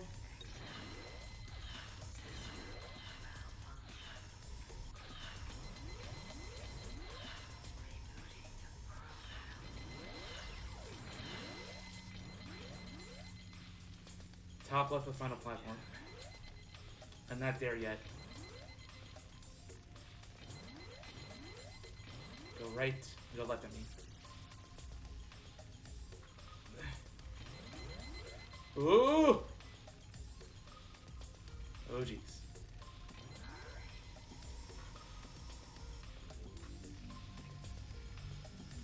It's right there.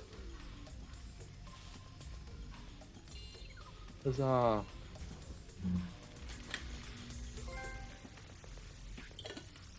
What was that for? Oh, the mask. There we go. Yep.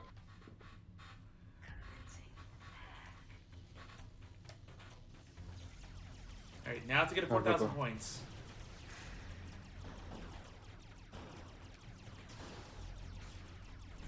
But yeah, so the 5 voice actors outside of the main 3 that I have in mind. No, are you fucking this now?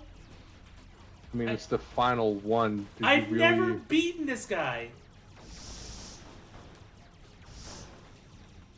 Oh, there's a first time for everything. Get the health. Get the health. No. This is ridiculous. Now I gotta do all that all over again. Yep. Oh my god. This is such a difficulty spike. I can't...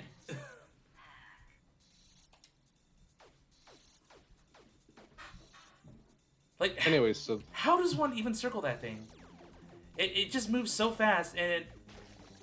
You have to just be very careful with it. It's very finicky, but it is doable. I have done it, so it is doable.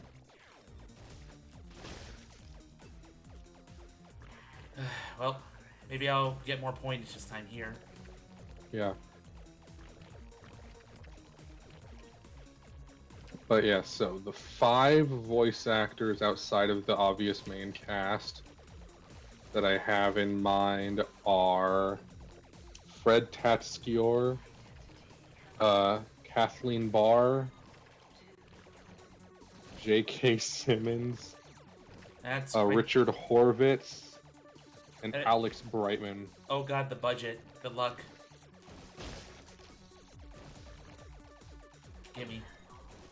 Gimme. I mean, J.K. Simmons alone, but the other ones, I mean, yeah, they're a lot, but they've also, it's also Sony, so. Yeah. If you get their blessing, that's the biggest thing. And if not, fan voice actors it is for whatever spiritual sequel you want to do. I mean, even if I don't get Sony's blessing, I can always get the first Crystal voice actress.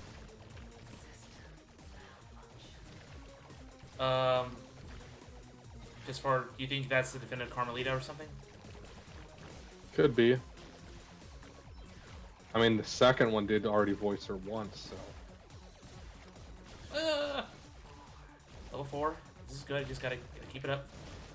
I'm getting a lot of points right now. I believe in you. Maybe this, if I can get like level 10, I can get a frick ton of points.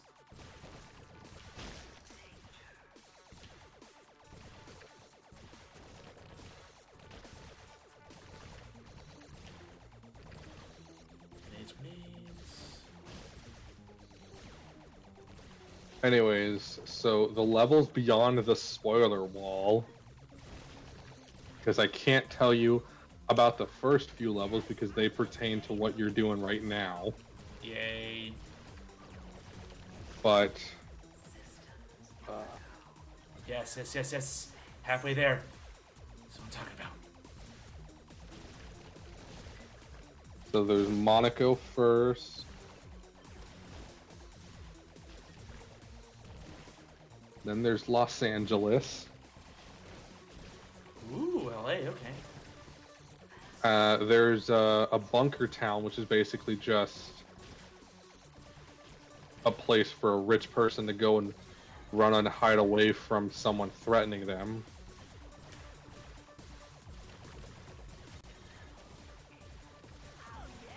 There's Tortuga. Sounds like a great location. And then the next one I think I actually did tell you about at one point, which is returning to Bloodbath Bay, but with an updated map. I believe I did tell you about that. The pirate map? Yeah, an updated version of the pirate map. Anything to do with Henrietta? Again, no time travel.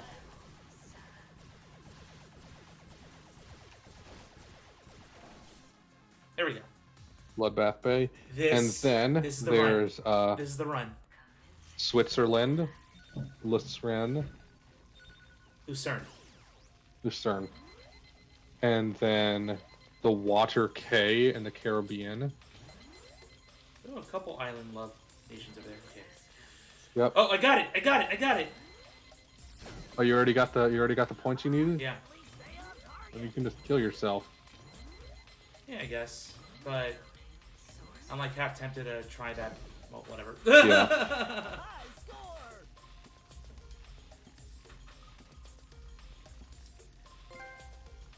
There we go. You've gotten 100%. You can now do the final level. And the next level is Spring Stream, Connecticut, and then Summer Inlet, Connecticut. Oh. Budapest, Hungary, Why Connecticut? and Lyon, France. It's a reference to one of. I'm gonna just come out and say it. It's a Beetlejuice reference. Okay. So that's gonna be like your creepy level, perhaps. Maybe. Just like how Prague was. Yep. The entire level is basically a Beetlejuice reference because Beetlejuice takes place in a place called Winter River, Connecticut. This place is called the Spring Stream. Nice. Anyway, Estelle Ellis. Yep, we already talked about that voice actress. Zoop. Yep, Zoop. I just got wrecked. Let me go double check what their name was. Alright, we all know this is... Who's ready? Yep, the it is ending? Estelle Ellis. It's the person that went to go and do the Half-Life mod. Yep, and I'm aware of that Half-Life mod. Pretty insane that she decided to do it.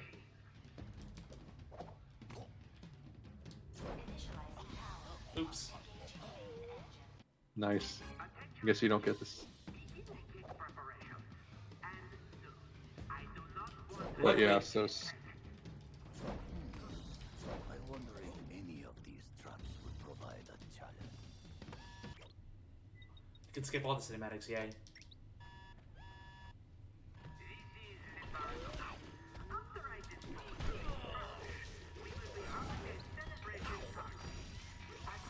Oh yeah, and the biggest thing you gotta figure out for Sci-Fi, it's been a common complaint, is how do you give more missions to Murray that makes sense and improve his gameplay a bit.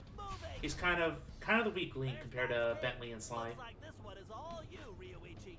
That's gonna be a challenge, but I think that's something you could My most address. hairy ancestor.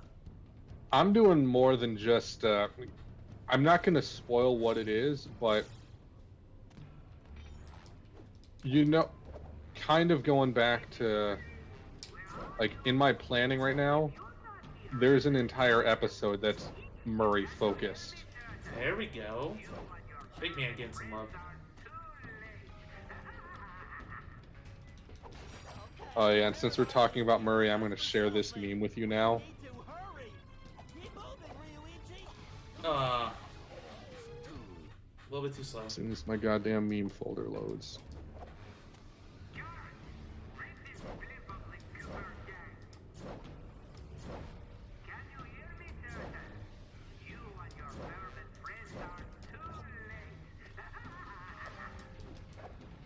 Okay, La Paradox is gearing up for something. We need to hurry.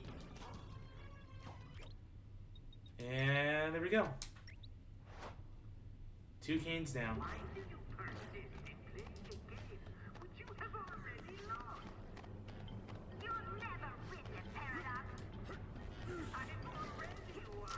Oops.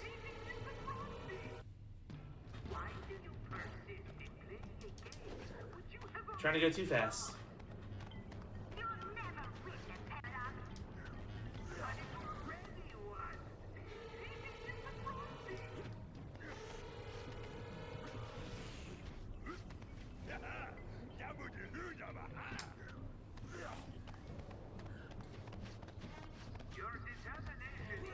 Next time you die, go and look in Discord. Alright. What can we do, Bentley? We can help the Jump. Amazons get their caves, Murray, as fast as we can. Jumpy jump. Don't slow down, Bob.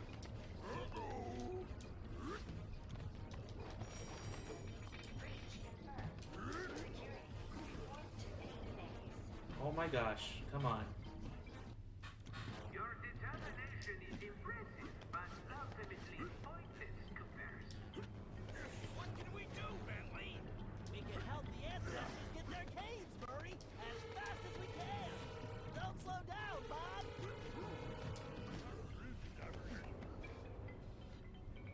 All systems stable. Power output. But yeah, so I do have plans to make Murray have like. Oh, more... come on! Oh, you made it. No, I didn't. I got. Let me check Discord.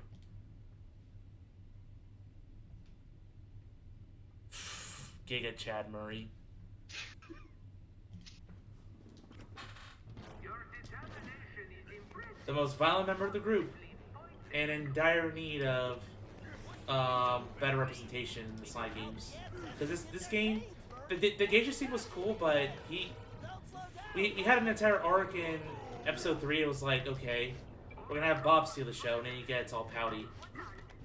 And See, the thing is that I almost kind of feel like episode 3 was written out of order. You think that was going to be the one before going to La Paradox? No. I mean, the episodes inside of episode 3 was written out of order, and for some reason they decided to keep it.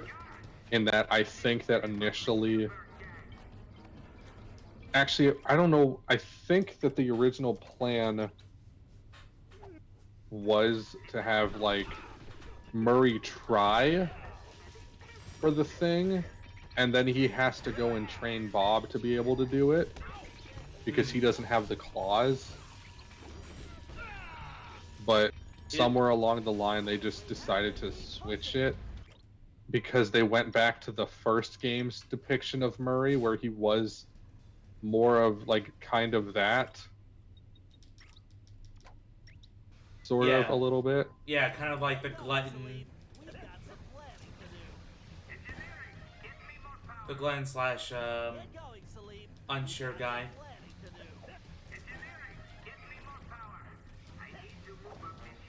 Yeah, but yeah. Celine, no time for napping. We need to step it up. If only I had a magic lamp, I would wish for this job to be over. Also, do you like Sleem's in caricature in this game? You don't find him too stereotypical? Say it again? Do you like Salim's character in this game? Like, I've heard some people say he's a bit too stereotypically and borderline offensive. I do not care about stereotypes in the slightest, to be honest. Yeah. Like... A lot of cartoons use stereotypes for, you know, reasons, so I don't see why that's... It's like, the entire game is built on stereotypes. You've got the cop stereotype, the thief, the gentleman thief stereotype. Like, literally every single character is a caricature, but done, like... Well, yeah. Like, you can make the argument that he isn't written as well as he could be, but, like... I like Sleem. Even if he's just a crank-ill guy. The only one that got the shaft is just Sir Gallup, gameplay-wise. I don't know, but it doesn't sound good. Yeah, because they had to just nerf Sly to make him seem useful. Time is definitely of the essence. You have this really lame ability. I figured instead of verticality, you can do that charge and, like, kind of combo into something more fun. Yeah. Yeah, but yeah, so. Stabby stab. That is actually one thing I'm trying to think about with my game. Also, in that... One more thing about the plot. I find it really silly that it was so easy for all the ancestors to lose their canes throughout the whole plot. Just so we can set up this final level, you know? All so easy for the ancestors to get or lose their canes. Lose their canes. At the end of the episode, it just happens. Alright, Tennessee time, and then it's final boss time. Witches are complete. Come on, kid, this is for all the marbles. Oh, no, not Marbles? Where? I want to play marbles. Attention. there. Wait, is it this one? Initiate fail-safe No, fail. that's the one up top. 2. Backup failed. Oh, this way. Platforms must have a switch There we go. somewhere. This is more fun than square dancing with a donkey. Danger. Timeline stabilizers at 18%. Tennessee's definitely my favorite ancestor by far. Same. I'm betting it's just because. And it's not because of his voice actor, awesome as he is. It's just the most fun mechanic. Structural integrity. Feels the most different, and just fun to play as. Danger. Yeah. Timeline stabilizers at 18%. Although his costume sucks. Those platforms appear to be on some kind of timer. You better move it. Uh-huh. That's right. The kid is back in business. Attention. Hurry, Tennessee. It's all up to you now. 10. Flying Cooper will be nothing but a bad memory. Alright. And then for, what is it, Deadshot? Pay attention. Yeah. Oh no. You need to figure out that block sequence.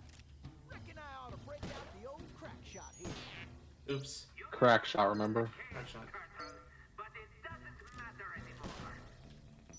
Your determination. I don't need crack shot here though. Right. I guess break time is over. Why do you persist in playing a game which you have already lost? Can you hear me, Tim? One more. Like our goose ain't cooked yet. It is too late, Cooper. Your legacy ends tonight. Woohoo! I am the Nice shooting.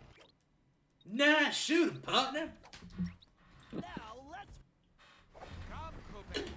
I will teach you to Uh, like a jet. But yeah, as I was How would you? going to say, I'm going to save that though I'm hoping to be able to design the maps in such a way that you will be able to explore them differently with every character. Not as pitiful as that mustache. Yeah, So like there's going to be certain areas that only Sly can reach. same with- There's going to be certain areas that only Bentley can reach. There's going to be certain areas that only Murray, surprising as it is, can reach. yeah. What about Carmelita? Like, are you just gonna not make her playable? Oh no, yeah, she's also going to be in there, but kind of in a You gotta balance her out. She's too OP. no. She's not really that OP. It's more just it's more of a storyline. Like the way that I have the story written, she is gonna be able to be there, but it's just You'll be lucky if I complicated, and I can't explain it for another 5 minutes. I'm waiting for you. You can't win, Cooper. Deep down, you know I'm superior. Yay, QTEs! What a thing in the 2010s. Yep. To be fair though, like even games like The Last of Us had QTEs, so Yep. and actually The Last of Us Part 2 still did. I still fucking remember when they tried to say, "Hey, you know what's a super cool thing about our new game, The Last of Us Part 2? Yeah. We've got a dedicated jump button." Let's go. It's like, wow, you decided to add back a mechanic that never should have not been in your game never should have been taken out of games to start with. Yeah. Like, not including a jump button is just stupid. Alright. That little weasel. I know it's difficult, Cooper. It's just compared to the other finales, This thing is coming apart at the seams. it's definitely like it's cinematic, yeah, but it's disappointing, especially when the villain's not as great. to take Personally, down. I think I kind of think that with this one, the developers got a little blindsided by their own love of some of the past games, You came after the Coopers. specifically Miss Ruby's boss fight. No, you Oh, didn't yeah. say. I came after the Because unlike with you, where you had to play through the broken one that was like PS2 code Ask yourself this. ported Wait, onto a computer and then attempted to be upscaled. I have stolen their most valued possessions. Then what does that make me? An idiot? You had it made. could I'm gonna let this play out. thief of all time, but you had to target my ancestors and blow your own cover. You exposed your operation because of your ego. Ego. Done that. And for the record, can you really say you stole the canes? Seems like your friends did all the real work. Enjoy your work. It's like he doesn't even have his cane while he's doing this. Yeah. Oh yeah, really quickly. Oh wait, no, never mind. It doesn't show. It only shows up in the cutscenes. I thought we were gonna be pals. The worst part is that there's already been a fencing boss fight in the game, and it was done better in that one. Even if you did fail at it miserably quite a few times when we first started it. Yeah, I remember that. Penelope had her Yep. moment. There's actually people that complain about the soundtrack of this game, which I find hilarious. It's easily the best one, in my opinion. Outside of, People like, like to complain about everything, and when they have like, and when things are explained to them in a way that kind of breaks their arguments about, or when they lose the ability to complain about things like the writing and characters and stuff, then they just try to grasp at straws. yeah, and it's just silly because they're like, oh, the soundtrack's too cartoony. It does not fit the environments. And like, yeah, it does. Some of the best tracks of the franchise are in this Why game. should I? I am a pathetic billionaire. Prison cell. I also love how I still have my wrench. Oh yeah, quickly pause. Get away with this. Yep. Extras. Unlockables. Cole's amp. Interesting. But whatever, I'm just gonna keep the wrench on. Paradox gained some real dirt buys here and there. Find you. Au contraire, Sly Cooper.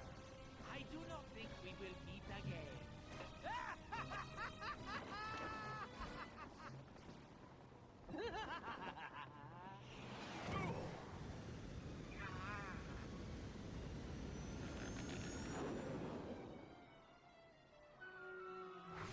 He just has a cartoonish fall as his defeat. Manages to survive, unlike other Sly 3 or Sly Cooper villains like Sly 3 and Sly 2.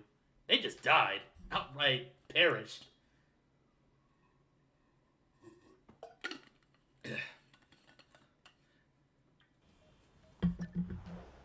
Huh? What happened?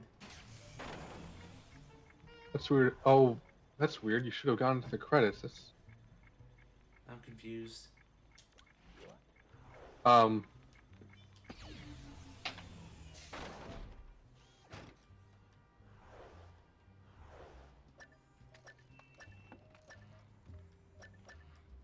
I am so confused right now.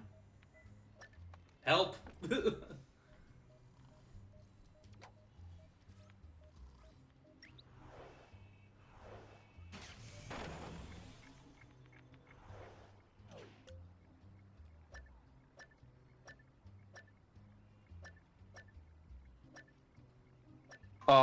Go back. Press pause. Uh-huh. Go to extras. Cinematics. And then go down to the very bottom. Should be credits. Alright. Real Itchy Cooper could I think I think just provide beating the his boss extra again has to be as played well to as trigger sushi. And the, while his thing. efforts were never Got it. detected, his sushi restaurant was recognized as the finest in Japan. Yep, just what is everyone up to?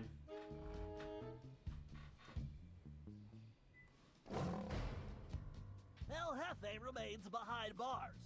He was transferred to a South American prison, where he now works rolling cigars. Unfortunately for him, there's no smoking allowed.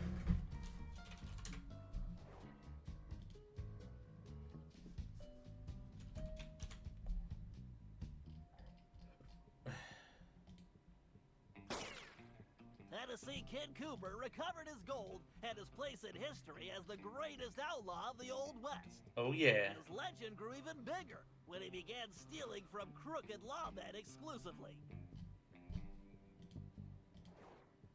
That's Still is the best hideout theme by far. I personally, hideout theme, yeah. Hideout theme, yes. Toothpick was What about arrested overworld theme? and became part of a chain gang Definitely, working on the railroads.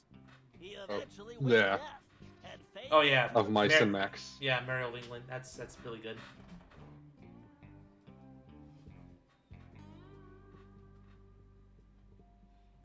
Orchestral score by the Nashville Scoring Orchestra. That's cool. Caveman Cooper kept up his physical training and returned to his role as egg thief extraordinaire. Perhaps most importantly, he pioneered the use of his cane as a tool for thieving.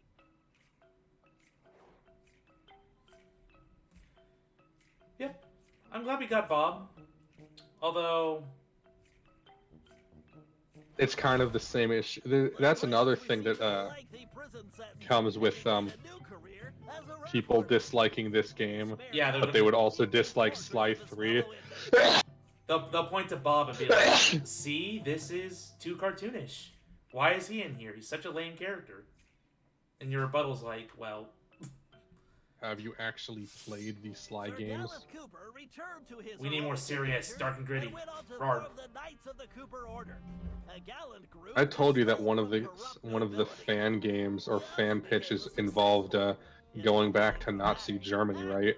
Yeah, that'd have been a terrible idea. Oh yeah, the thing that kicks that entire storyline off is just jumping on the idea that Carmelita's not just flirting with Tennessee, Galith, and them to get Sly jealous. She actually loves them. And so she stays back in the past with Tennessee and alters the timeline. Yeah, Carmelita hooks up and ruins the whole timeline back in the day. Although I did like Tennessee and Carmelita flirting like that. It was fun to watch. Salim Al-Kupar Yep. finally retired from thieving and took a long nap. Then he dreamed up a lucrative new business. Parking his camel around town, he sold snacks to hungry customers. It was highly successful. Snacks. Fair enough. He's been through enough.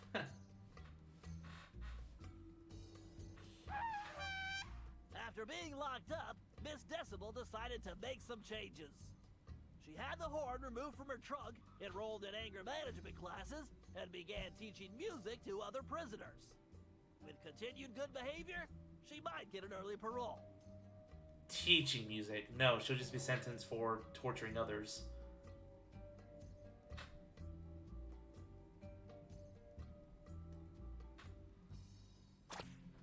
Dimitri returned to his globe-trotting ways as a celebrity scuba diver, and even launched a new line of fashion wear. People have shat on Dimitri's design There's here. a new reality TV And you know what? show I kind of agree with them. Like, I do miss Potbelly Dimitri. called Disco Diver. Potbelly and Smoking Dimitri. Like, what happened to that guy? I mean, you also have to remember, Dimitri went from being basically a sedentary lifestyle of only doing, of only running a nightclub, to every single day I'm doing extreme amounts of exercise and scuba diving. That's, yeah, you know, fair point. Fair point. I'll give you that one. Since he's going to be living there. It's like if you transfer from being like a really low, I mean, I guess technically not really low energy, but like he's just running the nightclub and doing art forgeries. Outside of his boss fight, he doesn't really have like that really much stuff showing that he's super active. Mm-hmm. Like he's got cocaine highs probably, but Oh, here we go.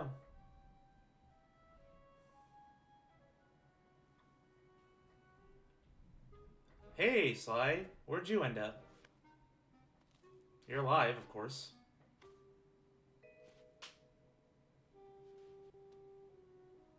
Egypt. Somewhere. Wait! What? What's with all those pieces scattered around, Sly? oh, those are the remains of the time machine. What happened? That is so quick. Did you not see that it blew up in the ending? It did. And Don't you remember? He's stranded in time now. Yep, and so that's where my game picks up. I can't say what exactly happens or how they get back there, but that is the main goal of the main goal of the first few drafts of my game. Just get back in time, get Sly out of the past, and yeah, Oh yeah, and meet the ancestor to yeah, that one. Sly took him. Oh yeah, that's also the other voice actor that I didn't mention because it was technically a spoiler. In my mind, the voice actor for this specific Slights in Common, Rami Malek. Never heard of them. He's the guy that's from the Tumblr meme about Night of the Museum, about people complaining, I can't believe they got a white person to play the Egyptian prince. Oh. You remember that meme? Okay. I can't believe they got a white person to play an Egyptian priest. That's Rami Malek. He's Egyptian. Yeah, so that'll be the only time travel thing you want to do for Sly 5. Just get Sly out of there. Serve as the I'm not sure if you want to have that as like the intro episode, but probably. Like what? Nope. Nope, not even. The intro episode for mine, as I've shown you multiple times, is someone going back in time, or someone setting up the thing that allows them to go back in time and trying to figure it out. Yep. What? So you said the time machine blew up. At least Yeah, but both of the people that know how to build it are still in the present. Yep. So that's what they're The gonna have to thing do. is, they just have to figure it out when he is. Yeah, and that's gonna be a lot of rain to get to. But for now, guys, my friends, we are officially done with the Sly Cooper franchise. Except Hooray! for Bentley's Hack Pack, which we will be coming back next week to play on Nope. Tuesday. Nope. Denied. Nah, man. But this has been a blast. I am so glad you were. I mean, since what, February or December? I forget, but I it's. don't fucking know. Yeah. If you've been posting these on YouTube or something, then we might be able to know. But I have, yes. well, then you can go check there. Yep. So, yeah, man, I'm definitely gonna miss co-hosting. You as a co-host.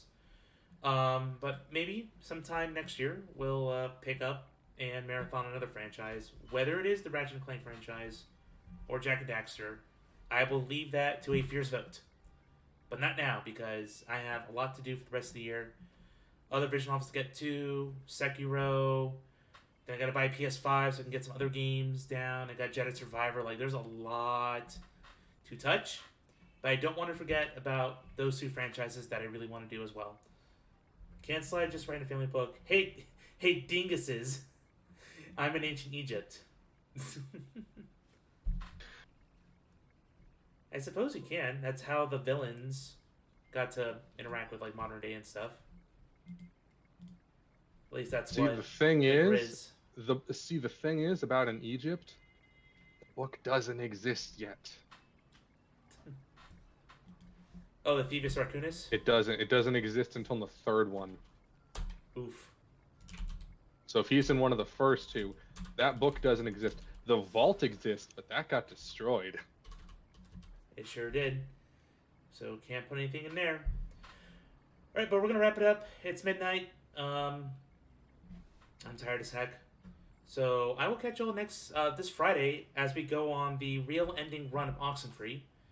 And then Also, there's a pretty good chance that if the book, even if it was a book, or even if the book was there, I'm like 90% certain it's a papyrus. It would be a papyrus scroll at this point. yeah. And so it would have to go through all of the ancestors after Slights in Common, and they would all have to know to copy that little margin font of, hey dinguses, I'm in ancient Egypt.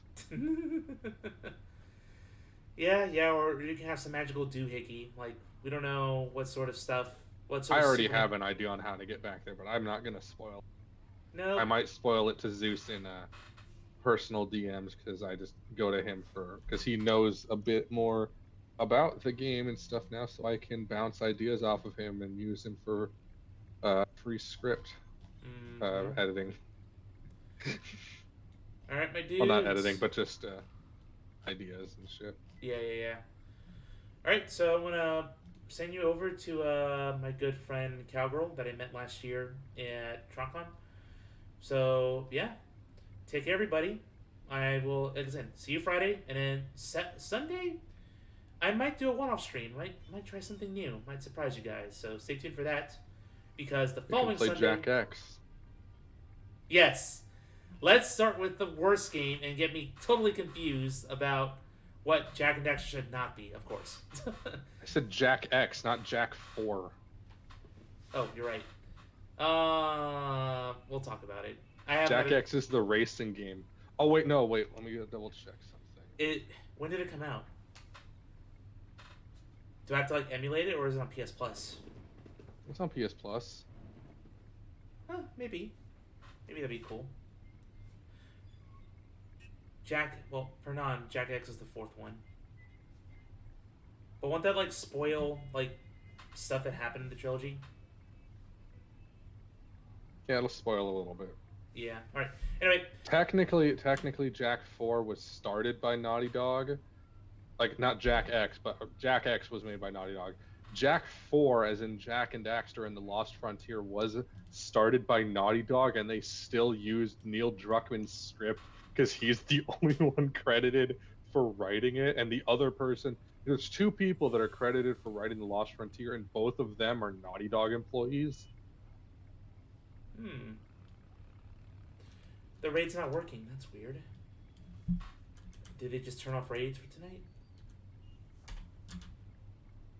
27733. Yeah.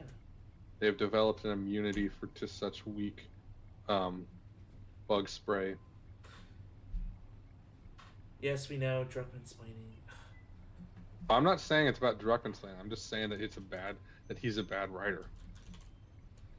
Well, I'm saying that he wrote the worst. He wrote the two most divisive game sequels for anything of Naughty Dog's actual written work.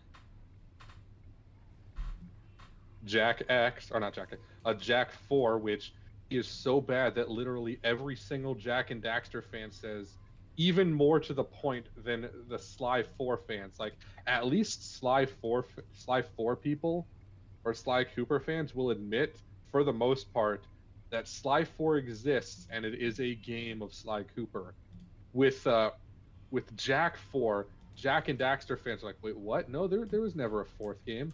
No, you're wrong. That doesn't exist. Oh, I see what's They going just on. they just completely deny its existence. Wow, it's not working. And then there's we're gonna put in every trope that Bruce Straley stopped me from putting into the first game into my sequel. And then we're also going to, Right. have people walk from Jackson, Wyoming